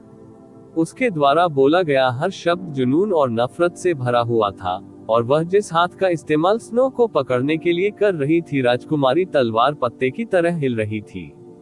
तलवार के शरीर पर टिमटिमाती अनियमित रोशनी से यह स्पष्ट था कि वह अपने नियंत्रण के अंत के करीब थी। तुम 10,000 बार मरने के लायक हो। उद्धरण चिन्ह ... उद्धरण चिन्ह। जिंग ज्यू कोंग अवाक रह गया। म्यू जुआनइन को इसका पता लगाने का एकमात्र कारण ये था कि उसने यूचे के अंदर एक आत्मा क्रिस्टल लगाया था। हालांकि इसने उसे अविश्वास में अपने बैंगनी होठों से हकलाने से नहीं रोका। तुम मुझे मारना चाहते हो क्योंकि यूचे स्नो सॉन्ग दायरे का एक तुच्छ शिष्य मेरे हाथों नष्ट हो गया। म्यू जुआनइन ने अपने दांत थोड़े जोर से भींच लिए। स्नो सॉन्ग दायरे का महत्वहीन शिष्य सच है। हो सकता है कि वह वास्तव में आप देव सम्राटों के लिए एक नीच, विनम्र और युवा गहन अभ्यासी हो, और चाहे वह कितना भी उत्कृष्ट क्यों न हो, वह आपकी नजरों में हमेशा महत्वहीन रहेगा। लेकिन क्या आप जानते हैं कि यह था आपको पता है? इस समय उसकी आभा पूरी तरह से गिर गई थी, और उसकी आवाज इतनी कांप रही थी कि वह कुछ और कहने में सक्षम नहीं थी। इसके बजाय उसने स्टार गॉड सम्राट को फिर से डेंटियन में चाकू मार दिया। उसकी नफरत बड़े प्रयास के बाद मुश्किल से कम हुई। स्नो प्रिंसेस तलवार के ठंडे गुणों के कारण जिंग ज्यूकॉन के शरीर से कोई रक्त नहीं बहता था। स्वयं देव सम्राट को भी कोई कष्ट नहीं हुआ। स्टार गॉड सम्राट, ये 3 शब्द शायद आपके जीवन में सबसे महत्वपूर्ण है ना? बोलते हुए उसकी छाती जोर से फूल गई। तुमने युनचे को, मेरे जीवन के सबसे महत्वपूर्ण व्यक्ति को नष्ट कर दिया, और इसलिए बदले में मैं तुम्हारे देव सम्राट की शक्ति को नष्ट कर दूंगी और तुम्हें बताऊंगी कि वास्तव में दर्द क्या होता है। मतलब उद्धरण चिन्ह ... उद्धरण चिन्ह। स्टार गॉड सम्राट अभी भी कांप रहा था, लेकिन जब उसने उसका बेतुका दावा सुना तो उसने धीमी टेढ़ी मेढ़ी हंसी निकाली। आप मेरे देव सम्राट की शक्ति को नष्ट करो। लेकिन जैसे ही उसने बोलना समाप्त किया, स्नो प्रिंसेस तलवार अचानक एक फूटते हुए नीले तारे की तरह खिल गई, जिससे स्टार गॉड सम्राट की अभिव्यक्ति में भारी बदलाव आया। उसकी नसें पूरी तरह से सुन्न और जमी हुई होनी चाहिए थी, लेकिन वह अभी भी स्पष्ट रूप से महसूस कर सकता था कि अनगिनत सुइयां उसकी गहरी नसों में घुस रही हैं और उसकी दैवीय रूप से संरक्षित गहरी नसों को बार बार टुकड़ों में तोड़ रही है। इससे भी बदतर, उनकी शेष आध्यात्मिक इंद्रियों ने उन्हें सूचित किया कि जो शक्ति उनकी गहरी नसों को नष्ट कर रही थी वह लगभग उतनी ही मजबूत थी जितनी तब थी जब वह अपनी पूरी ताकत पर थे।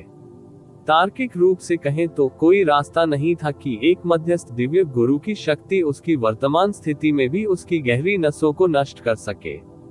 ऐसा इसलिए था क्योंकि वे आम तौर पर तारा देव उत्पत्ति ऊर्जा द्वारा संरक्षित थे। हालांकि उसकी गहरी रगों पर आक्रमण करने वाली शक्ति उस स्तर पर थी जिसकी उसने सपने में भी कल्पना नहीं की थी। स्टार गॉड सम्राट ने पागलों की तरह करवट लेना और इधर उधर करना शुरू कर दिया, क्योंकि उसका चेहरा पहले से 10 नहीं सैकड़ों गुना अधिक डर से विकृत हो गया था। नहीं नहीं, मुझे माफ कर दो। नहीं, मैं स्टार गॉड सम्राट हूँ। कोई भी मेरे साथ ऐसा नहीं कर सकता। नहीं, मैं आपसे कुछ भी वादा कर सकता हूँ। नहीं नहीं। वाह! टकराना। एक जोरदार धमाका हुआ और प्रकाश का अराजक अपवर्तन हुआ और जिंग ज्यूकोन की गहरी नसें, एक देव सम्राट की गहरी नसें टुकड़े टुकड़े हो गईं। वे अनंत काल तक फिर कभी ठीक नहीं होंगे। उसी समय तारों की रोशनी के टुकड़े उसके शरीर से दूर तैरने लगे। ये स्वर्गीय मुख्य सितारा भगवान की मूल शक्ति थी, और अपने वाहक को खोने के बाद ऊर्जा आकाश की ओर उड़ गई और अंततः कहीं विलुप्त हो गई। उद्धरण चिन्ह ... उद्धरण चिन्ह। स्टार गॉड सम्राट जमीन पर लेट गया और स्वर्गीय मुख्य तारे की रोशनी को घूरता रहा, जो धीरे धीरे लेकिन निश्चित रूप से उससे दूर उड़ रही थी। उसकी आंखें धूसर और निराशा से भर गईं। उसकी गहरी नसें बर्बाद हो गईं। स्वर्गीय प्रमुख दिव्य शक्ति जो उनके पूरे जीवन भर उनके साथ रही थी, बिखर गई थी। एक गहन अभ्यासी के लिए अपनी गहन शक्ति को खोने से अधिक क्रूर कुछ भी नहीं था। हालांकि किसी की गहन क्षति उससे भी बदतर थी। जिंग ज्यूकोन, एक समय वह पूर्वी दिव्य क्षेत्र का एक देव सम्राट था, लेकिन अभी इस समय वह उच्चतम शिखर से संभवतः सबसे निचले तल पर गिर गया था। वह अपाहिज हो गया था, एक शाश्वत अपंग। यह उसे सीधे मार डालने से 1000 गुना 10,000 गुना अधिक क्रूर था। मुझे मार डालो मुझे। उसने रंगहीन आकाश की ओर देखा और चकित होकर बुदबुदाया। उसकी आंखों का रंग फीका पड़ गया था और केवल धूसर निराशा और आत्मघाती इच्छा ही बची थी। तुम्हें मारूं, मु जुआनिन ने ठंडे स्वर में कहा। जिंग ज्यूकोन की स्थिति अभी भी भयानक है। ये उसके दिल में मौजूद नफरत को मिटाने के लिए पर्याप्त नहीं था। मुझ पर भरोसा करो, मैं तुम्हें लाखों टुकड़ों में तोड़ना चाहता हूँ। हालांकि आप त्वरित दर्द रहित मौत के लायक नहीं है। उसकी सांसें और भी अधिक अनियमित हो गईं, और उसकी छाती ऐसी लग रही थी जैसे वह उसके कब्जों से बाहर गिर जाएगी। शायद उसके जीवन में पहली बार अभूतपूर्व स्तर का द्वेष उसके सुंदर चेहरे पर आ गया जब उसने कहा, मैं तुम्हें नहीं मारूंगी। वास्तव में, मैं ये सुनिश्चित करूंगा कि आप एक लंबा जीवन जिए। हम स्नो सॉन्ग क्षेत्र की स्वर्गीय नेदफ्रॉस्ट झील पर हैं, जहां यूचे किसी भी अन्य स्थान से सबसे लंबे समय तक रुका था। मैं तुम्हें फ्रीज कर दूंगा और यहीं छोड़ दूंगा ताकि जब भी तुम सांस लो तो तुम्हें जमा देने वाला दर्द सहना पड़े। आपका शरीर एक देव सम्राट का शरीर है, इसलिए इस स्थान की आध्यात्मिक ऊर्जा आपको आत्महत्या करने से भी रोकेगी। आप यहीं रहेंगे, घुटने टेकेंगे, पश्चाताप करेंगे और समय के अंत तक प्रायश्चित करेंगे। दरार। उसके बाद जिंग ज्यूकोंग एक बहरा कर देने वाली दरार में बर्फ में समा गया। बर्फ की शिला के अंदर उसकी आंखें रंगहीन लग रही थीं, और वह स्वर्गीय नेदफ्रॉस्ट झील की ओर मुंह करके घुटनों के बल बैठा हुआ था। वह इस शाश्वत दुर्स्वप्न से कभी नहीं जागेगा। दूसरे स्थान पर पहली चीज जो उसने कालेपन के माध्यम से महसूस की वह थी उसकी अपनी चेतना, जो धीरे धीरे उसकी ओर रेंग रही थी। फिर धीरे धीरे उसकी शारीरिक इंद्रियां भी उसके पास लौट आईं। हालांकि उसके शरीर को ऐसा महसूस हुआ जैसे उसका वजन 1 टन हो। ये कहाँ है? ये स्वर्ग है या नरक? हे, मैं जिस तरह का व्यक्ति हूँ उसे देखते हुए मुझे नरक में होना चाहिए। जल्द ही उसके शरीर के हर हिस्से में दर्द भरी सुन्नता आ गई और उसकी आंखें अविश्वसनीय रूप से भारी हो गईं। जब उसने अपनी आंखें खोलने की कोशिश की तो प्रकाश की कमजोर किरण ने उसे लगभग अंधा कर दिया था। उसने अवचेतन रूप से अपनी आंखों से प्रकाश को रोकने की कोशिश की, लेकिन वह अपनी अविश्वसनीय रूप से भारी भुजाओं को उठाने में सक्षम नहीं था। एकमात्र क्रिया जो उसने आवेग के साथ प्रबंधित की थी वह थी उसकी उंगलियों का हिलना। एक लड़की का विस्मयादिबोधक अचानक उसके वर्षों के बगल में गूंज उठा। दाता भाई, जाग रहे हो ना? यह कोई भ्रम नहीं था। सचमुच उसके कानों के पास एक लड़की की आवाज उत्साहपूर्वक, शीघ्रतापूर्वक और कांपते हुए बोल रही थी। उसने अपने होंठ खोले और कुछ कहने की कोशिश की, लेकिन उसके गले से जो एकमात्र चीज निकली वह एक कर्कश कराह थी जो मुश्किल से ध्यान देने योग्य थी। आप ऑडियो बुक्स 108 देख रहे हैं। धोखेबाजों से सावधान रहें। हालांकि ये कराहना और उसकी उंगलियों का हिलना ही था जिसने युवा लड़की को एक बार फिर खुशी से चिल्लाने के लिए प्रेरित किया। वह अचानक भागी और अचानक किसी सख्त चीज पर फिसल गई क्योंकि उसे ध्यान देने में बहुत जल्दबाजी थी। तभी दूर से उसकी अश्रुपूरित चीख सुनाई दी, पिताजी, माँ, भाई, जल्दी आओ। दाता भाई जाग गया। उद्धरण चिन्ह ... उद्धरण चिन्ह। उसने अपनी आंखें खोलने की बहुत कोशिश की। ये जगह कहाँ थी? यदि यह नरक था तो वह एक लड़की की ज्वलंत सच्ची आवाज क्यों सुन सका? ये स्वर्ग नहीं हो सकता। क्या ऐसा हो सकता है? रिपोर्ट अध्याय टिप्पणियां। इसी प्रकार के अपडेट्स लेते रहने के लिए हमारे चैनल ऑडियो बुक्स 108 को सब्सक्राइब करें और नोटिफिकेशन ऑन करें। धन्यवाद।